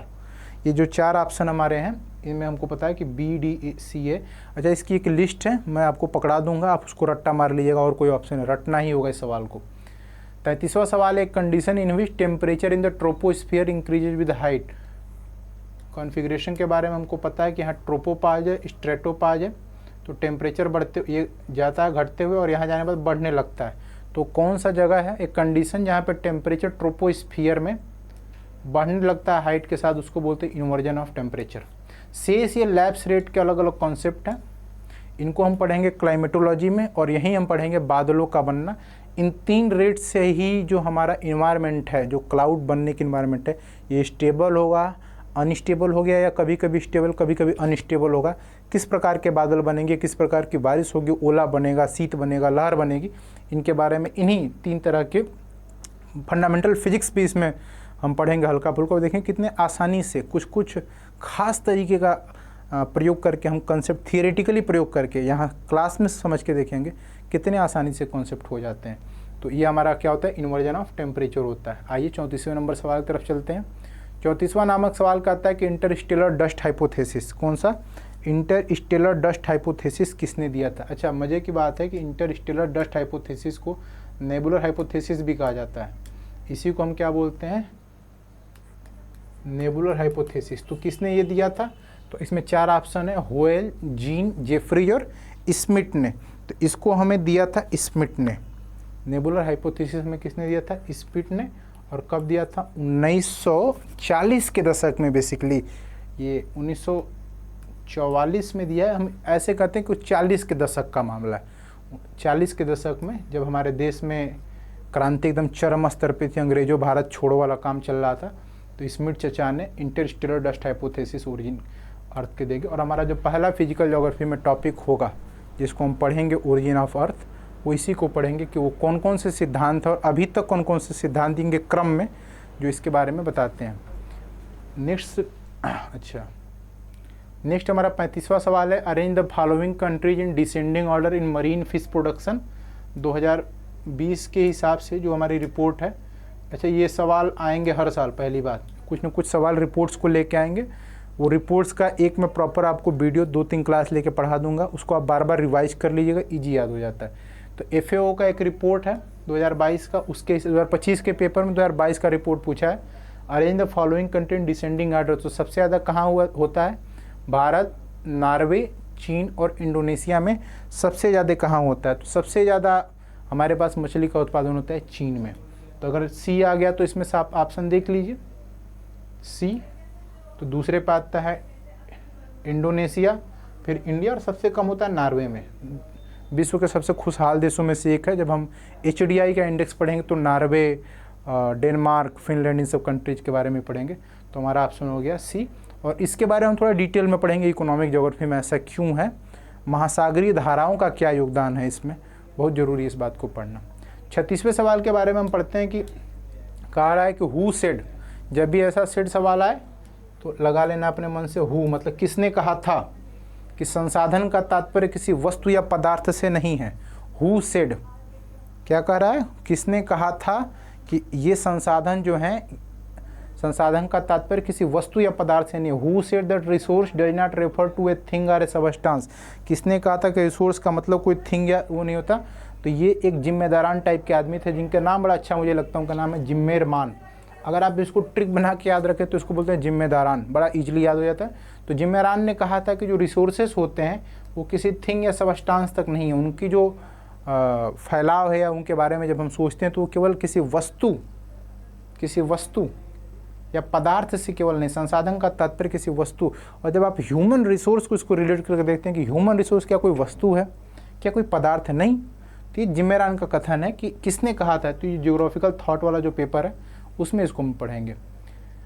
Second major element in the composition of earth, ये अगर रट्टा नहीं मारोगे तो काम नहीं चलेगा भाई। सबसे ऊपर आता है हमारा सिलिका, दूसरा आता है ऑक्सीजन। तो हमारा सेकंड क्या हो गया, ऑक्सीजन। पहला हो गया सिलिका, दूसरा हो गया ऑक्सीजन, तीसरा चौथा ऑप्शन में दे रखा है। 38वां सवाल है, identify the correct statement about rainfall of India. Bharat में जो रेनफॉल होता है उसके बारे में करेक्ट बात बतानी है। तो कह रहा है कि मानसून रिट्रीट, मानसून जो है रिट्रीट कर जाता है फ्रॉम नॉर्थ वेस्ट यानी राजस्थान से बाय एंड ऑफ सितंबर। बिल्कुल ठीक बात है। Monsoon rainfall decreases from west to east of India, गलत बात है। रेनफॉल डिक्रीज कहाँ करता है, राजस्थान। वेस्ट डिक्रीज का मतलब होता है कि जहाँ ज़्यादा हो वहाँ से कम। वेस्ट में राजस्थान है, ईस्ट में असम है। असम में ज़्यादा बारिश होती है, राजस्थान में बहुत कम बारिश होता है। ये अपोजिट कह दिया। तीसरा है, normal period of onset of monsoon in southern part of India is June. बिल्कुल ठीक बात है। हमारे देश में IMD मतलब इंडियन मीटरोलॉजिकल डिपार्टमेंट, भारतीय मौसम विज्ञान विभाग जो है, जिसका सेंटर पुणे के अंदर में है, जिसके पास सुपर कंप्यूटर है देश का। तो हम कर्व ड्रा करते हैं कि कब यहाँ पे पहुँचा, और ये कैसे पता करते हैं इसके बारे में बात करेंगे। जब पढ़ाएंगे इस लेक्चर को तो बात करेंगे कि कैसे डिसाइड करते हैं कि कब हम कहेंगे कि कौन कौन से कंडीशंस है जिसको मिलाकर हम कहते हैं कि अब देश में मानसून आ गया। तो जून में 1 जून या 5 जून को रिपोर्ट करते हैं हम यहाँ पे। तो ये बिल्कुल ठीक बात है। The amount of rainfall received in western Himalaya is higher than eastern Himalaya, गलत है, बिल्कुल गलत है। वेस्टर्न मतलब कि पीर पंजाल, नामचा बारवा से नंगा पर्वत, ये नामचा बारवा है और ये नंगा पर्वत है जम्मू कश्मीर। तो कह रहा है कि यहाँ ज़्यादा बारिश होती है, यहाँ कम बारिश। बिल्कुल गलत है, बारिश यहाँ ज़्यादा होती है। तो हमारा ऑप्शन संख्या A और C अगर ऑप्शन में हो तो हमारे A और C ऑप्शन हमारा जो है वो सही है।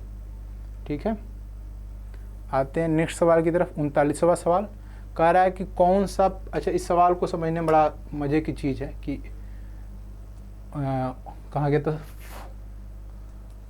हु लगा लें। Who forms boundary between north Korea, ये किंग जोंग उन वाला है, और साउथ कोरिया के बीच में बाउंड्री कौन बनाता है, तो बॉर्डर बनाता है। अच्छा यहाँ शब्द पहले ही बता दिया है पैरेलल, और पैरेलल शब्द जो है लॉन्गिट्यूड के संदर्भ में उपयोग होता है, लैटिट्यूड नहीं, लॉन्गिट्यूड के संदर्भ में उपयोग होता है।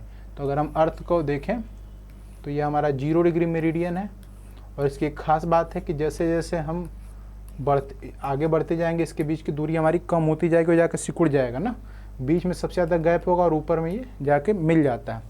तो कौन सा इसमें से हिस्सा है, ये कह रहा है कि नॉर्थ कोरिया और साउथ कोरिया को कौन सी लाइन, अगर आप ज्योग्राफी इसको पढ़ेंगे तो ज्योग्राफी में आप पढ़ेंगे कि 38वें डिग्री पैरेलल जो है।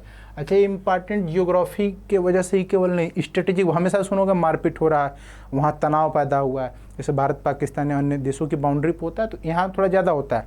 यहाँ एक देश में बहुत सारा न्यूक्लियर पावर है।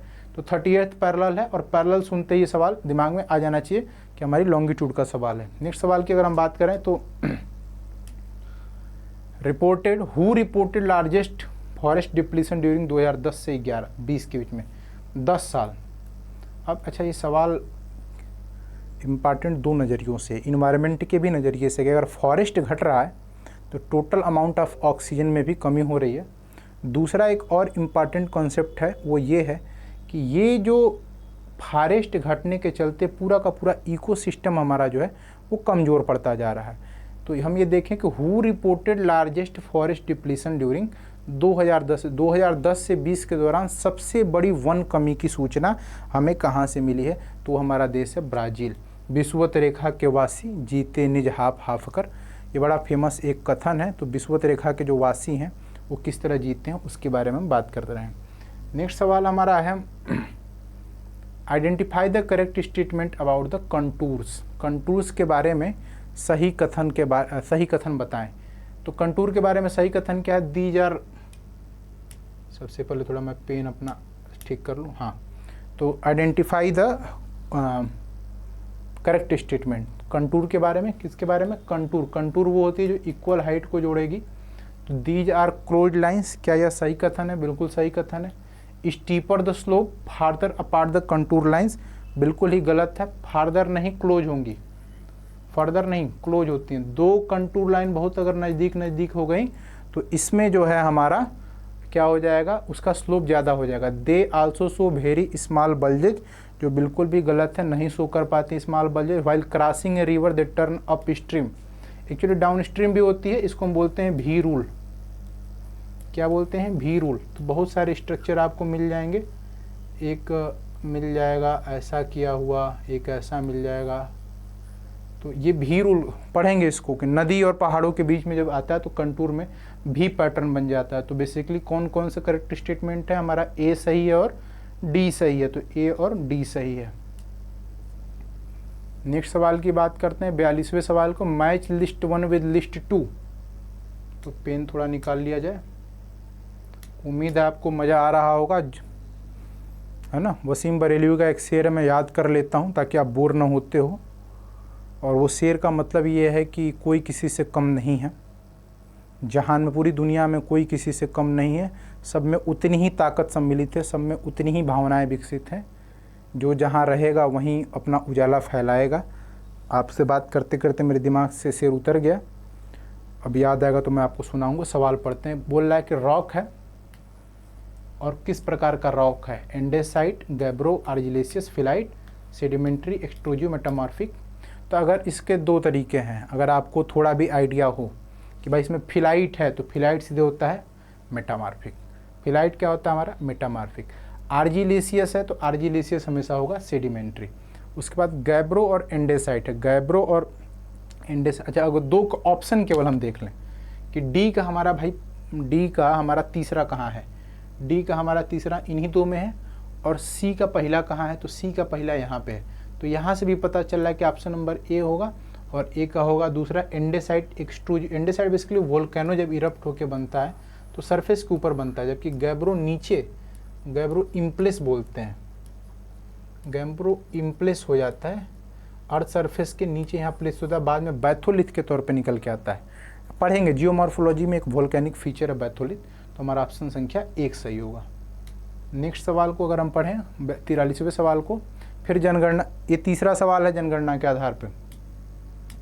जनगणना के आधार पे हमारा ये तीसरा, इसके डेटा के बारे में हम पढ़ेंगे तो बहुत डिटेल में पढ़ेंगे। Identify the correct statement based on census of India 2011। जो 2011 में जनगणना हुई थी भारत की, उसके आधार पे जो सवाल, वो जनगणना हुई थी, उसके कौन सा कथन है?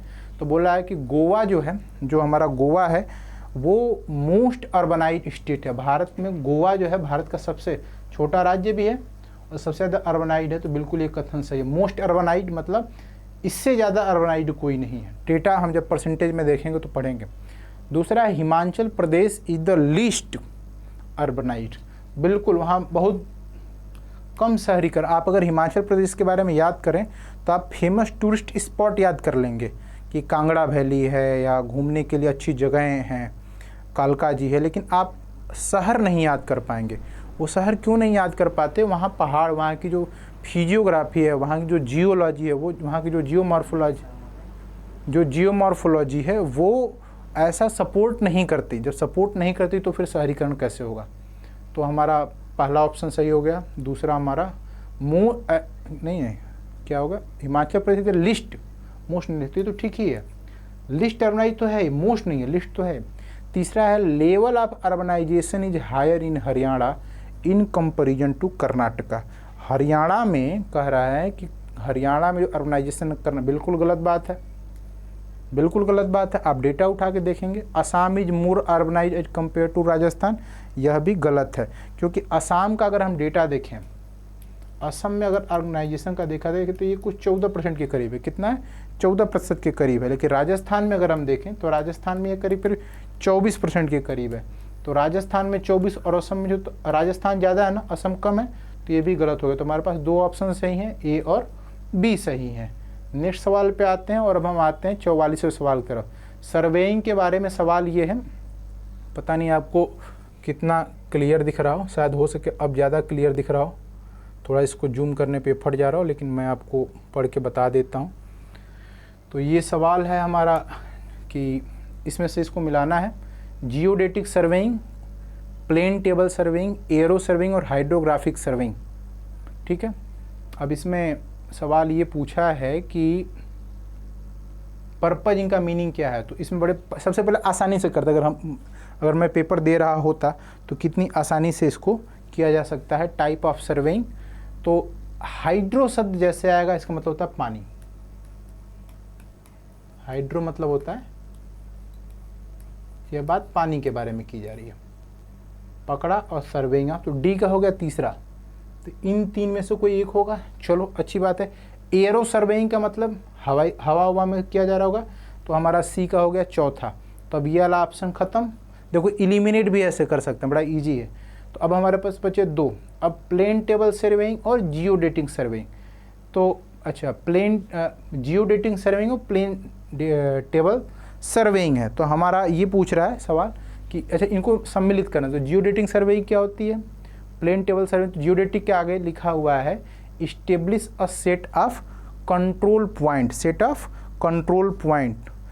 तो सेट ऑफ कंट्रोल पॉइंट तो होता है भाई जियोडेटिक सर्वेइंग में, तभी तो जियोडेटिक मैं पढ़ाऊंगा इसको। रिमोट सेंसिंग के पहले जियोडेटिक के बारे में पढ़ेंगे। और प्लेन टेबल में used to fill up the detail within the framework of control, ये जो कंट्रोल पॉइंट के बीच में डिटेल भरने के लिए इसको यूज करते हैं।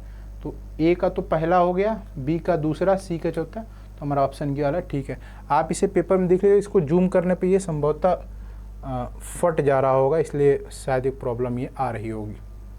नेक्स्ट आ जाते हैं 45वें सवाल के ऊपर। 45वां सवाल हमारा क्या कहता है, distance between the meridian along succeeding parallel poleward क्या होती है, घटती चली जाती है। अभी मैं ये बात डायग्राम बता के बनाया था कि हम जब से पोल की तरफ जाते हैं हमारी इसके बीच की डिस्टेंस घटती चली जाती है, एकदम क्लियर है, अभी बताया था। नेक्स्ट सवाल है करेक्ट स्टेटमेंट के बारे में बताइए। 46वां जो हमारा सवाल है, 46वां सवाल किस बारे में है कि बेस लेवल का कॉन्सेप्ट कौन दिया था, जीके गिलबर्ट ने। अरे भाई पेन गायब हो जाता है। जीके गिलबर्ट ने 1980 में बेस लेवल मतलब नदी अब उसके नीचे इरोजन नहीं कर सकती। तो ये बिल्कुल ठीक सवाल है कि बेस लेवल का जो कॉन्सेप्ट है गिलबर्ट ने दिया था। दूसरा कॉन्सेप्ट जो हमारा है, जो दूसरा कॉन्सेप्ट है, the terminus point of glacier is called turn, बिल्कुल गलत है। टार्न मतलब जब वो हिमनद चलती है, जब टार्न जो है एक लेक बनता है ग्लेशियर में, इरोजन, ग्लेशियर जब चलेगा तो नीचे इरोड करेगा, इरोड करने की वजह से वहाँ जो एक गड्ढा क्रिएट होगा उसमें जो पानी जमा होगा उसको बोलते हैं। तो ये गलत है।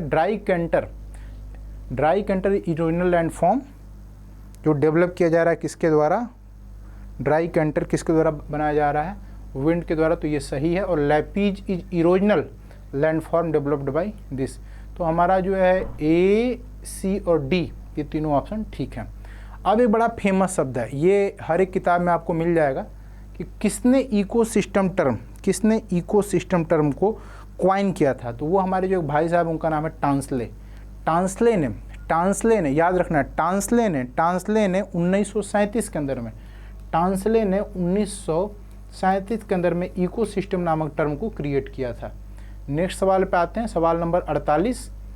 अब टोटल हमारे कितने सवाल बचे हैं, 48 2 50 और 22 सवाल बचे हैं। बहुत तेज़ी के साथ करेंगे ताकि हमें फील हो कि हम 1.5 घंटा के अंदर ये पेपर दे रहे हैं।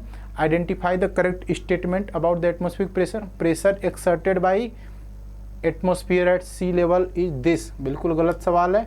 ये सवाल फैक्ट का है और ये फैक्ट ही गलत है। कितना होता है 1033, ये होता है 1033.2 ग्राम पर सेंटीमीटर क्यूब, तो ये गलत है। Rate and direction of change in air pressure is term as barometric slope या प्रेशर ग्रेडियंट, इसको बोलते हैं प्रेशर ग्रेडियंट फोर्स, तो ये बिल्कुल ठीक है। स्पेस बिटवीन दो आइसोबार के बीच में प्रेशर ग्रेडियंट के बारे में बताता है, ये ठीक बात है। दो आइसोबार के बीच में जो जगह है ये प्रेशर के उसके दबाव क्षेत्र के बारे में ही बात करता है। और डी कह रहा है कि atmospheric pressure increases with height in troposphere due to decrease in temperature, क्या कह रहा है कि जो एटमॉस्फेरिक प्रेशर है हाइट के साथ बढ़ता है टेम्परेचर में घटने की वजह से, जो कि बिल्कुल ही गलत कॉन्सेप्ट है। बढ़ता नहीं है, एटमॉस्फेरिक प्रेशर भी घटता जाता है। तो हमारा ऑप्शन ए सही है, नहीं सही है, बी और सी सही है। तो हमारा बस असली सही है बी फॉर बटरफ्लाई और सी फॉर क्रिकेट। तो हमारा बी और सी ऑप्शन सही है। फिर आ गया 49वां सवाल। 49वां में नदी पूछा और ट्रिब्यूटरी पूछी है। मैं सवाल इसलिए करा दे रहा हूँ सारे ताकि आपको आइडिया हो जाए कि बेसिक सवाल पूछे किस तरह के जा रहे हैं। तो लोहित नदी कहाँ बहती है, लोहित नाम की नदी कहाँ बहती है हमारे देश में, तो आप अभी हमको तुरंत बताएंगे। अच्छा, लोहित का नाम कितने ने सुना है, तो लोहित हमारा ब्रह्मपुत्र की एक ट्रिब्यूटरी है। तो लोहित हमारी सीधे किस में बह रही है, ब्रह्मपुत्र में बह रही है। तो ए का क्या हो गया, पहला, तो ये पहला ऑप्शन तो खारिज हो गया। आते हैं दूसरा पे, कोयना नदी कहाँ बहती है, कोयना नदी दक्षिण भारत में बहती है और कोयना जो है कृष्णा नदी की सहायक नदी है। कोयना किसकी सहायक नदी है, कृष्णा नदी की। तो ये भी ठीक है, ये भी ठीक है। तो ए का पहला, बी का दूसरा, तो ये दो ऑप्शन में सब मार धाड़ होगा। तीसरा है गिलगित और स्पीति। स्पीति जो नदी है, स्पीति जो नदी है वो सतलज नदी की, स्पीति क्या है, जो सतलज नदी है, स्पीति जो है सतलज नदी की सहायक नदी है।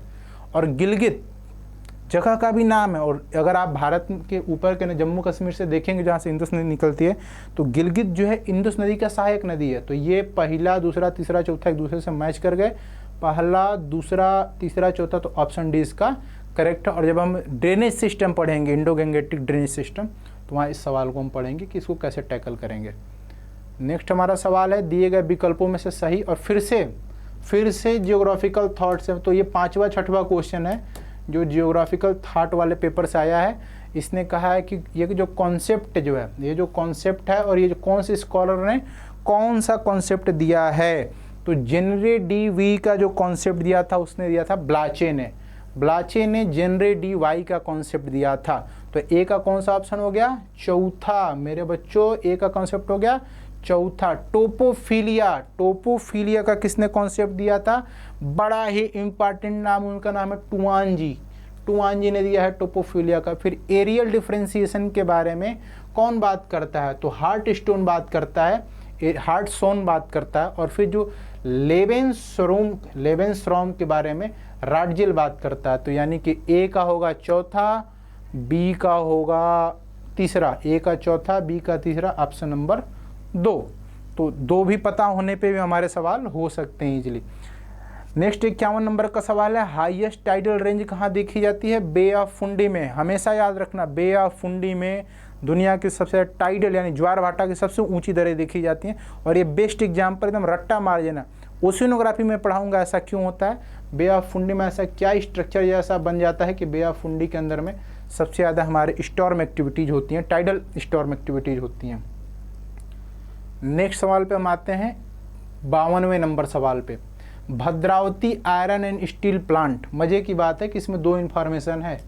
भद्रावती जो है वो आयरन स्टील प्लांट है, इससे एक बात तो ये पता चलेगा कि Bhadravati iron steel plant iron ore. और ये कहाँ, अच्छा भद्रावती वाला जो सवाल है ये कहाँ होगा कि इसको वो करेगा, तो कर्नाटका में एक जगह है उसका नाम है केमानगुंडी में हमारा लौह अयस्क भंडार है, बेसिकली आयरन ओर रिजर्व है। इसी आयरन ओर का रिजर्व करके तो हम 2 जगह पढ़ेंगे, इकोनॉमिक ज्योग्राफी में पढ़ेंगे और इंडस्ट्रियल ज्योग्राफी में भी पढ़ेंगे कि कहाँ पे इंडस्ट्री लोकेट होती हैं और उसके क्या क्या फैक्टर्स हैं। नेक्स्ट सवाल पे आते हैं और हमारा सवाल है 53वां सवाल, मैच द लिस्ट। अच्छा अभी अर्बनाइजेशन का सवाल, हरियाणा हिमाचल प्रदेश को फिर से भारत के जो डेमोग्राफी, तो आप देख पा रहे हैं कुछ सवाल जियोग्राफिकल थॉट के सवाल, फीचर के सवाल जियोमॉर्फोलॉजी के, कॉन्सेप्ट के सवाल और ये क्या बोलते हैं सेंसस के सवाल, बहुत ढेर सारे आ रहे हैं। तो 53 नंबर सवाल के बारे में हम देखते हैं। 53 नंबर सवाल कर रहा है कि स्टेट है और अर्बनाइजेशन के उसके बारे में बात करते हैं। तो वेस्ट बंगाल के अंदर में कह रहा है कि लेवल ऑफ अर्बनाइजेशन जो है कितना है, बिहार, तमिलनाडु और केरला। तो सबसे स्थिति किसकी खराब होगी, बिहार की होगी। ऐसा नहीं कि बिहार की होगी, है, ये नहीं कि कहीं की होगी कहीं की नहीं होगी। डेवलपमेंट में कुछ स्टेट पीछे छूट गए, वो मेहनत कर रहे हैं, आगे आ जाएंगे। वेस्ट बंगाल में जो है हमारा बिल्कुल अभी हमारे पास 31.89% ही है, तो ये बिल्कुल ठीक है। तो ए का पहला, बी का दूसरा, अब इन 2 में है मारपीट, तीसरे और चौथे ऑप्शन में मारपीट है। तमिलनाडु का जो है हमारा 48% करीब करीब अर्बनाइजेशन है, तो ये बिल्कुल ठीक है। तो सी का तीसरा और डी का चौथा, केरला में 47 है, तो हमारा ऑप्शन नंबर हो जाएगा 4। खूब मचाओ शोर यार। आगे आ जाते हैं और नेक्स्ट सवाल है हमारा 54वां सवाल, does not favour the growth of coral. इनमें से कौन ऐसा फैक्टर है, लक्षद्वीप को आप याद करें तो हमारा कोरल द्वीप है, तो कौन सा ऐसा फैक्टर है जहाँ कोरल डेवलप नहीं कर सकता। मॉडरेट सैलिनिटी चाहिए कि नहीं चाहिए, मॉडरेट सैलिनिटी चाहिए कि नहीं चाहिए, ये सवाल है। तो मॉडरेट सैलिनिटी तो भैया चाहिए, क्योंकि इसके बिना नहीं काम होगा। मूविंग वाटर चाहिए कि नहीं चाहिए, चाहिए। सेडिमेंट फ्री वाटर चाहिए कि नहीं चाहिए, चाहिए। तो क्या नहीं चाहिए, मीठा जल नहीं चाहिए। फ्रेश वाटर अगर आ गया, फ्रेश वाटर के होने से हमारे कोरल नहीं डेवलप कर। आप कभी फ्रेश वाटर के अंदर में कोरल कहीं नहीं पढ़ेंगे, क्यों नहीं डेवलप करेंगे, उसका टेम्परेचर प्रेशर कंडीशन क्या होगा, ये हम अपने कॉन्सेप्ट। मैं सारा इसलिए करा रहा हूँ कि ये जो कुछ भी पढ़ा रहा है इसका पूरा बेसिक मैं बताऊँगा। आप फिर कहेंगे हाँ यार ये मास्टर ठीक है, बढ़िया है, ये सिलेक्शन करा ही देगा। इंडिया में नेशनल सोलर मिशन कब लॉन्च किया गया था, नेशनल सोलर मिशन इंडिया में कब लॉन्च किया गया था, किसी को कोई आइडिया, कोई बताना चाहेगा। नेशनल सोलर मिशन भारत में कब लॉन्च किया गया था, जनवरी 2010 में। किसकी सरकार थी, मनमोहन सिंह जी प्रधानमंत्री थे, और उसमें 11 जनवरी को, कब, 11/1/2010 को भारत में राष्ट्रीय सौर मिशन लॉन्च किया गया था। अच्छा, यह एक साइन है, पता नहीं आपको क्लियर दिख रहा है कि नहीं, एक रेक्टेंगुलर डब्बा में प्लस जैसा साइन है, तो कह रहा है कि रिप्रेजेंट्स टोपोग्राफिक सीट पे यह क्या दिखाता है, तो ये दिखाता है इनहैबिटेड सेटलमेंट। जब भी हमको इनहैबिट के लिए कोई साइन देना होता है तो डब्बा बना के हम प्लस जैसा बना देते हैं, लेटा हुआ 2 ठे ऐसा, तो उसको हम बोलते हैं टोपोग्राफिकल सीट पे। 56 नंबर जो सवाल है, स्थलाकृतिक सीट पर प्रतिनिधित्व करें। टोपोग्राफिक सीट पे क्या बताता है, यहाँ इनहैबिटेड कोई रहता नहीं है। 57वें सवाल की तरफ बढ़ते हैं, और यह बेहद ही आसान सवाल है। यूएसए में कह रहा है कि मैजे जो है, मक्का जो है, मुख्यतः औद्योगिक कारणों से पैदा किया जाता है। क्या यह सवाल सही है, तो आप ध्यान दें कि यूएसए में केवल औद्योगिक कारणों से नहीं पैदा किया जाता है। मैजे का एक बड़ा उपयोग वहाँ है एनिमल फीडिंग, एनिमल फीडिंग के लिए भी। तो ये सवाल गलत है, मेनली इंडस्ट्रियल के लिए नहीं किया जाता है। इसके इंडस्ट्रियल कारण होने के बाद एनिमल फीडिंग सबसे बड़ा कारण है। The most essential climatic factor for maize cultivation is 140 दिन फोर्स्ड फ्री डे होना चाहिए, और ये बिल्कुल इंपॉर्टेंट है। हम जब पढ़ेंगे सॉइल ज्योग्राफी और उसके बाद एग्रीकल्चरल ज्योग्राफी, तो वहाँ इसको पढ़ेंगे। सी वाला है कि कॉटन रिक्वायर करता है 200 फ्रॉस्ट फ्री डेज। यह बिल्कुल सही कथन है कि बिना पाला रहित 200 दिन चाहिए, और इसीलिए हमारे कॉटन के लिए सबसे बड़ी इंडस्ट्री गुजरात महाराष्ट्र वाली है, वहाँ पे बड़ा फेवरेट कंडीशन है। चौथा है short staple cotton produces in high quality textile. ये कह रहा है कि जो सार्ट हमारा है, सॉर्ट क्या बोलता है, सॉर्ट मतलब छोटे रेशे वाले कपास। Short staple cotton produces the highest quality. तो हमारा दूसरा सही है, बी सही है, और हमारा सी सही है। करता है क्या, नहीं, लॉन्ग होना चाहिए, शार्ट नहीं होना चाहिए। शॉर्ट स्टेपल के लिए नहीं है बाबू, ये है लॉन्ग के लिए, जिसमें प्राइम एक टाइप है ना, प्राइम कॉटन जिसका एक टाइप है, इसका टाइप है, उसका नाम है प्राइम कॉटन एक इसका टाइप है। तो ये शार्ट के लिए नहीं है, लॉन्ग की। तो हमारा कौन सा, बी और सी सही होगा, केवल बी और सी सही होगा। अच्छा, 58वां जो सवाल है वो ये पूछ रहा है कि कौन सा ऐसा फोल्ड जिसके दोनों फोल्ड आर्म क्या हो गए, पैरेलल हो गए, क्या हो गए, पैरेलल हो गए। 2 arms of the fold become parallel, तो दोनों आर्म्स क्या हो गए, पैरेलल। और कह रहा है एक्सियल प्लेन, तो ये दोनों आर्म होगा और एक्सियल प्लेन हो गया हॉरिजॉन्टल। ये फोल्ड कहलाता है रिकम्बेंट फोल्ड बाबू। क्या कहलाता है, रिकम्बेंट फोल्ड, लेटा हुआ। वैसे इसको हम पढ़ाएंगे तो एक्सियल सरफेस कितने डिग्री पे है, ये एक्सियल सरफेस है। अगर आप इसको फोल्ड को थोड़ा विजुअलाइज कर पाइएगा तो एक्सियल सरफेस से हम पढ़ेंगे इस कॉन्सेप्ट को, जियोलॉजिकल टाइम स्केल जब पढ़ेंगे तभी मैं आपको पढ़ा दूंगा। नेक्स्ट सवाल हमारा है 59वां सवाल, केवल 16 सवाल। अरेंज द फॉलोइंग रेंजेज, निम्नलिखित श्रेणियों को सामान्य आवृत्ति के आधार पर अवरोही यानी कि बढ़ते हुए क्रम में बताना है दोस्तों। अब बढ़ते हुए क्रम में बताना है तो फिर से वही बात है कि बढ़ते हुए क्रम में बताना है on the basis of their normal frequency when mean is 1500 mean और स्टैंडर्ड डेविएशन 100 हो। मीन हमारा कितना है 1500 और स्टैंडर्ड डेविएशन कितना है 100। स्टैटिस्टिकल ज्योग्राफी का ये सवाल है, तो हमारी वैल्यू कितनी आएगी, कौन सा ऑप्शन हमारा ठीक होना चाहिए। तो सबसे पहले अब तो देखना पड़ेगा कि भाई कौन सा निम्नलिखित श्रेणियों को उनकी सामान्य आवृत्ति के आधार पे, अच्छा, arrange the following ranges in descending order, किस ऑर्डर में, on the basis of their normal frequency. जब मीन 1500 हो और स्टैंडर्ड डेविएशन 100 हो तो हमारा ये कितना आएगा। ये सवाल बाबू आप लोगों को मैं दे देता हूँ होमवर्क में, मज़े के सवाल है, थोड़ा इसको आप लोग प्रैक्टिस करके आइएगा। और इसके हम बात करेंगे स्टैटिस्टिकल ज्योग्राफी की। ये थोड़ा सा आप खोपड़ी भिड़ाएंगे तो आप ये जान जाएंगे कि जो मीन होता है और जो स्टैंडर्ड डेविएशन होता है उसके बीच में क्या रिलेशनशिप होता है, तो आप ये बड़ा आसानी से बता ले जाएंगे। 60वें सवाल के ऊपर आते हैं, और ये आप ज़रूर बताइएगा कमेंट में, ताकि मैं इसको आपको सवाल करवा पाऊँ। जब ये करवाऊँगा तो आपको लगेगा कि ये बड़ा आसान सवाल था, प्रॉब्लम इसको समझने में कहीं और हो रही थी। उस सवाल में डेटा देख के आपको भौचक्का कर दिया, कुछ हुआ नहीं है, कुछ भी नहीं हुआ है उस सवाल के अंदर में, केवल आपको परेशान कर रहा है। Relation between horizontal and vertical scale in profile, किस स्केल में, हॉरिजॉन्टल स्केल में और वर्टिकल स्केल में जो रिलेशन होता है उसको क्या बोलते हैं, एक्जेगरेशन होता है। क्या होता है वो, एक तरीके का एक्जेगरेशन होता है, जिसको हम बोलते हैं वर्टिकल एक्जेगरेशन। क्या बोलते हैं इसको, वर्टिकल एक्जेगरेशन। फार्मूला ही इसका है हॉरिजॉन्टल, कहाँ गया, हॉरिजॉन्टल स्केल अपान वर्टिकल स्केल। हॉरिजॉन्टल स्केल और वर्टिकल स्केल का जो रेशियो है इसी को बोलते हैं वर्टिकल एक्जेगरेशन। अगला सवाल है pyramid is based on the weight. जब वेट की बात आएगी तो मास की बात आएगी, सीधा ऑप्शन मार देना है कि ये बायोमास का है। Pyramid of biomass is based on the weight of living material in different trophic level. ठीक है, आ जाते हैं 62वें सवाल पे। किसको कहते हैं light house of the Mediterranean, किसको कहते हैं। अब इस सवाल को आप सोच रहे होंगे बल्ब जलाता है, नहीं बबुआ, बल्ब नहीं जलाता है। बात सिंपल सी है, ये सारे जो हैं अगर आप देख पा रहे हो तो वॉल्केनोज के नाम हैं, और इसमें से कुछ ऐसा वॉल्केनो जो हमेशा हमेशा वहाँ से लावा निकलता रहता है।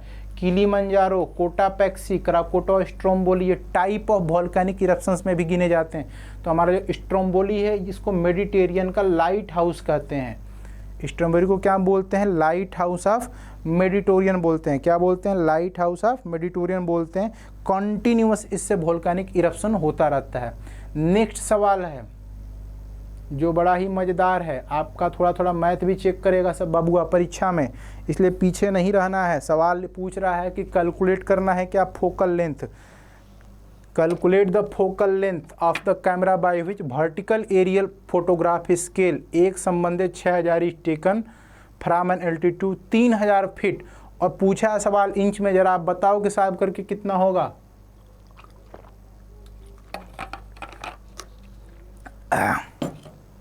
बड़ा आसान है। स्केल का जो फार्मूला होता है,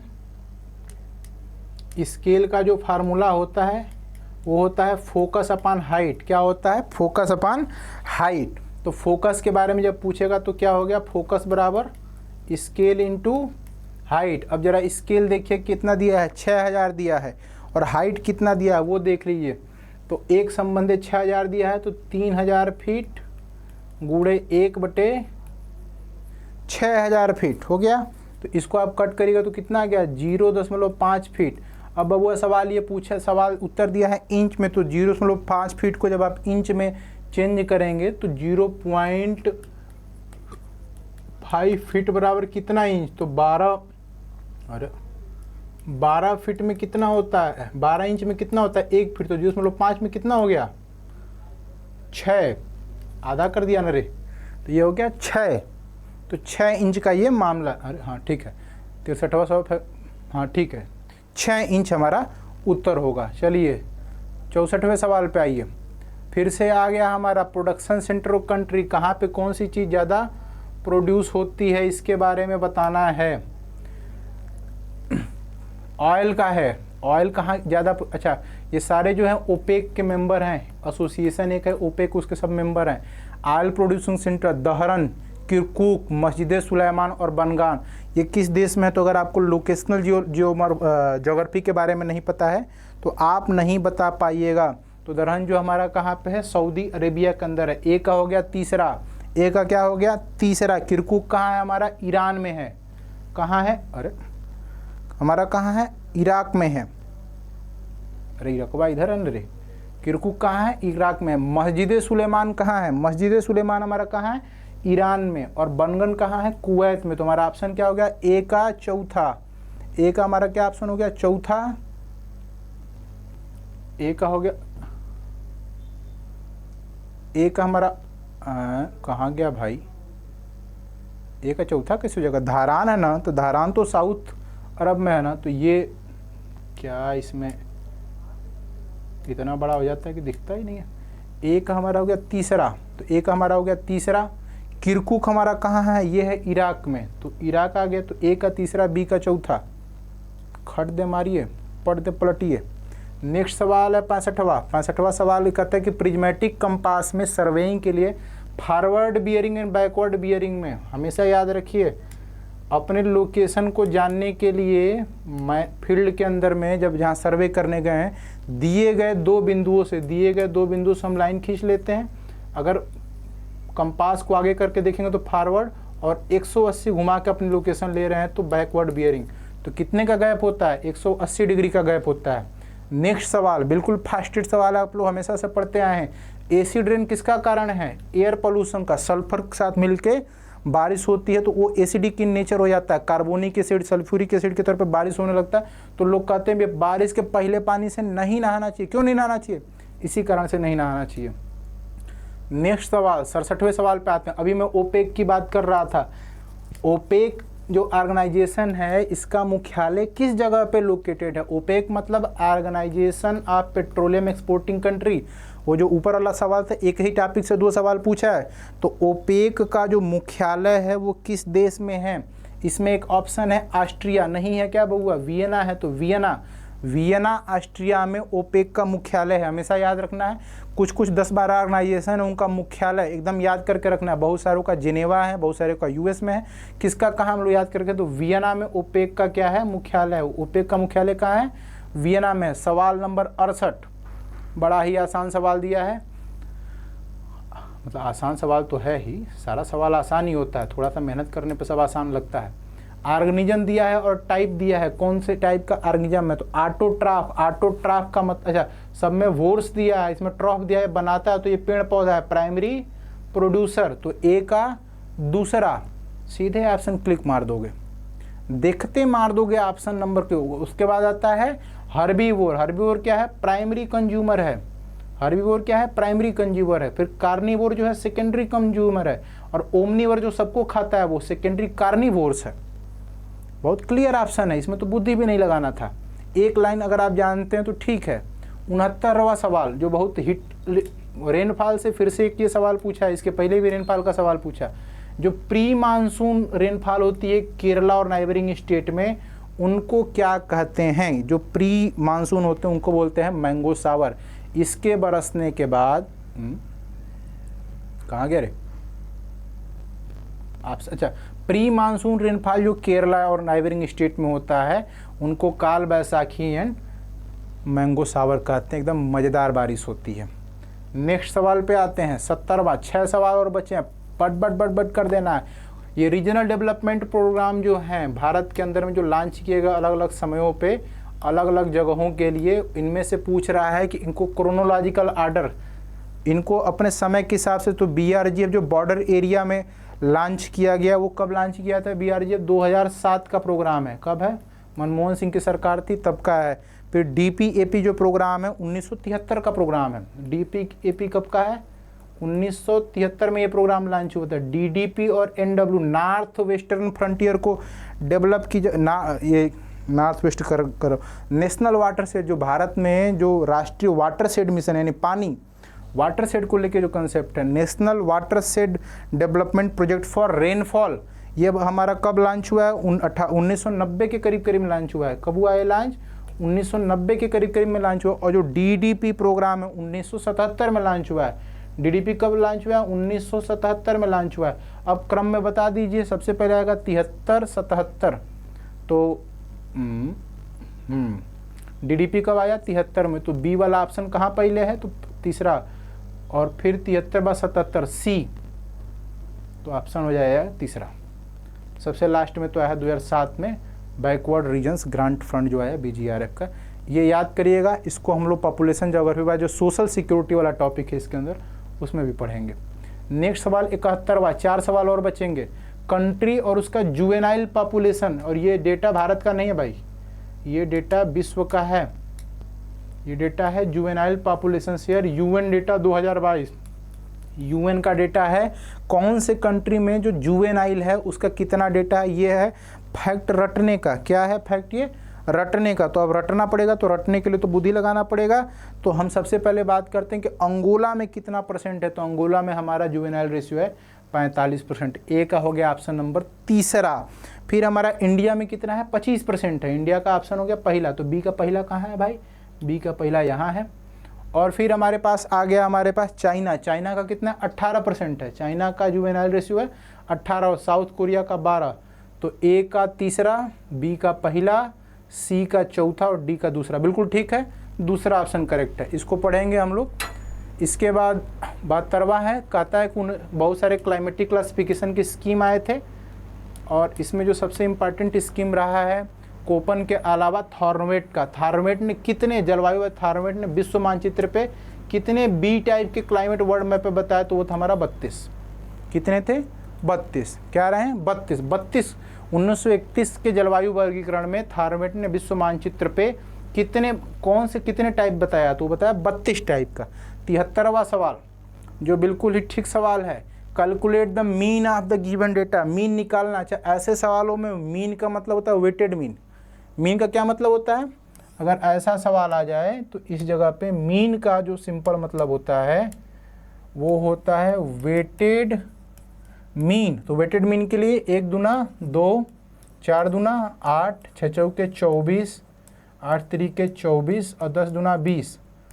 तो 2 8 10, 20 34, और ऐसे याद कर लें 20 40 60 और 4 4 8 68, 68 8 76, 76 2 78 बटे 2 4 4 8 2 10 3 13, 13 78, 6 मिलीमीटर। वेटेड मीन का सवाल है। मैं पढ़ाऊंगा स्टैटिस्टिक्स वाला हिस्सा, तो आपको बड़ा इजीली हो जाएगा। नेक्स्ट सवाल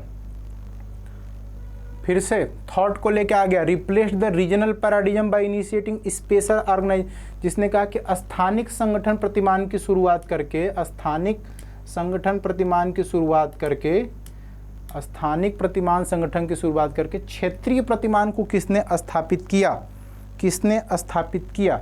इसमें जो बड़ा इंपॉर्टेंट नाम है वो रिचर्ड हॉटस्टोन का नाम है, और यही हमारा ऑप्शन है। ज्योग्राफिकल थॉट वाले पेपर में हमें से बहुत गर्मी है भाई, इसको हम पढ़ेंगे और वहाँ पे इसको डिटेल में पढ़ेंगे। ज्योग्राफिकल थॉट्स आप देख रहे हैं, बहुत सारे सवाल आए, बड़े इजी सवाल आ रहे हैं।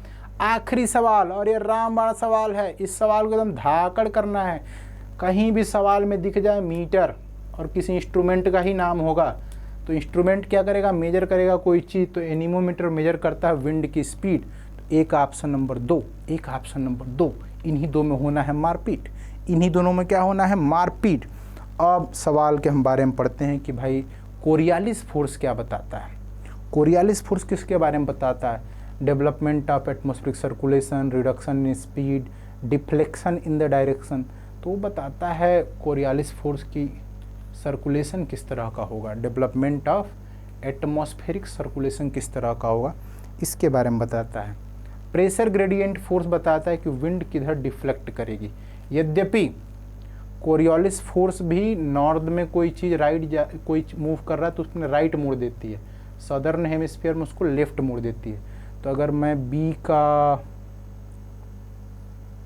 ए का कहाँ गया, ए का दूसरा डेवलपमेंट ऑफ एटमॉस्फेयर, अच्छा फ्रिक्शनल फोर्स जो है स्पीड को कम कर देती है। तो डी का तीसरा और बी का चौथा, कहाँ गया यार, सब इधर उधर मिक्स हो गया क्या। ए का हमारा है दूसरा, लिख लेते हैं, ए का दूसरा, डी का तीसरा, और सी का प्रेशर ग्रेडियंट कहाँ गया, प्रेशर ग्रेडियंट फोर्स क्या करता है, deflection in direction development of atmospheric circulation. और Coriolis force direction of wind को बदल देती है, तो इसका ऑप्शन ये होना है। एक्चुअली इसको फिर से कर लेते हैं, मिक्स हो गया। एनीमोमीटर का मेजरमेंट है विंड स्पीड, तो ए का हो गया।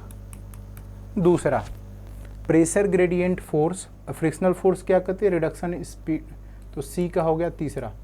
ए का दूसरा और सी का तीसरा, कहाँ ऑप्शन है भाई, सी का, डी का तीसरा ना रे, हाँ डी का तीसरा।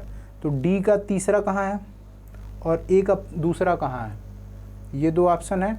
अब सी जो है, Coriolis force deflection the direction of wind, Coriolis force northern hemisphere में राइट मोड़ देती है और वेस्टर्न जो सदर्न हेमिस्फीयर है वहाँ पे लेफ्ट मोड़ देती है, ठीक है। और उसके बाद हमारा ऑप्शन बचा प्रेशर ग्रेडियंट फोर्स, ख़त्म, कहाँ गया, तो ये कोरियोलिस हो गया, और pressure gradient force development of atmospheric circulation, तो सी का पहला, तो ऑप्शन नंबर सी सही है। इसी के साथ आपके 75 सवाल के जवाब दे दिए गए हैं। मैं उम्मीद करता हूं कि बड़े डिटेल तौर पे एनालिसिस किया गया है। आने अभी 4 और पेपर्स 24, 23, 22, 3 और पेपर के एनालिसिस हम लोग इस पर बात करेंगे, और फिर उसके बाद एक ट्रेंड एनालिसिस करेंगे कि किन सब्जेक्ट से कितना वेटेड सम किसका ज़्यादा आया है। तो शेष मज़े की बात है, जहाँ रहेगा वहीं रोशनी लुटाएगा, किसी चिराग का अपना कोई मकान नहीं होता। इसी के साथ मैं ये सेशन को एंड करता हूँ, इस उम्मीद के साथ कि आप बहुत ठीक से इसको रिवाइज करेंगे, अपने सवाल जरूर पुटअप करेंगे। अगर आपको लगता है कोई ऑप्शन में आपको दिक्कत हो तो आप उस बिल्कुल पुटअप करें, और अब हम धीरे धीरे अपने कॉन्सेप्ट को बनाना शुरू करेंगे। तब तक के लिए जय हिंद, जय भारत।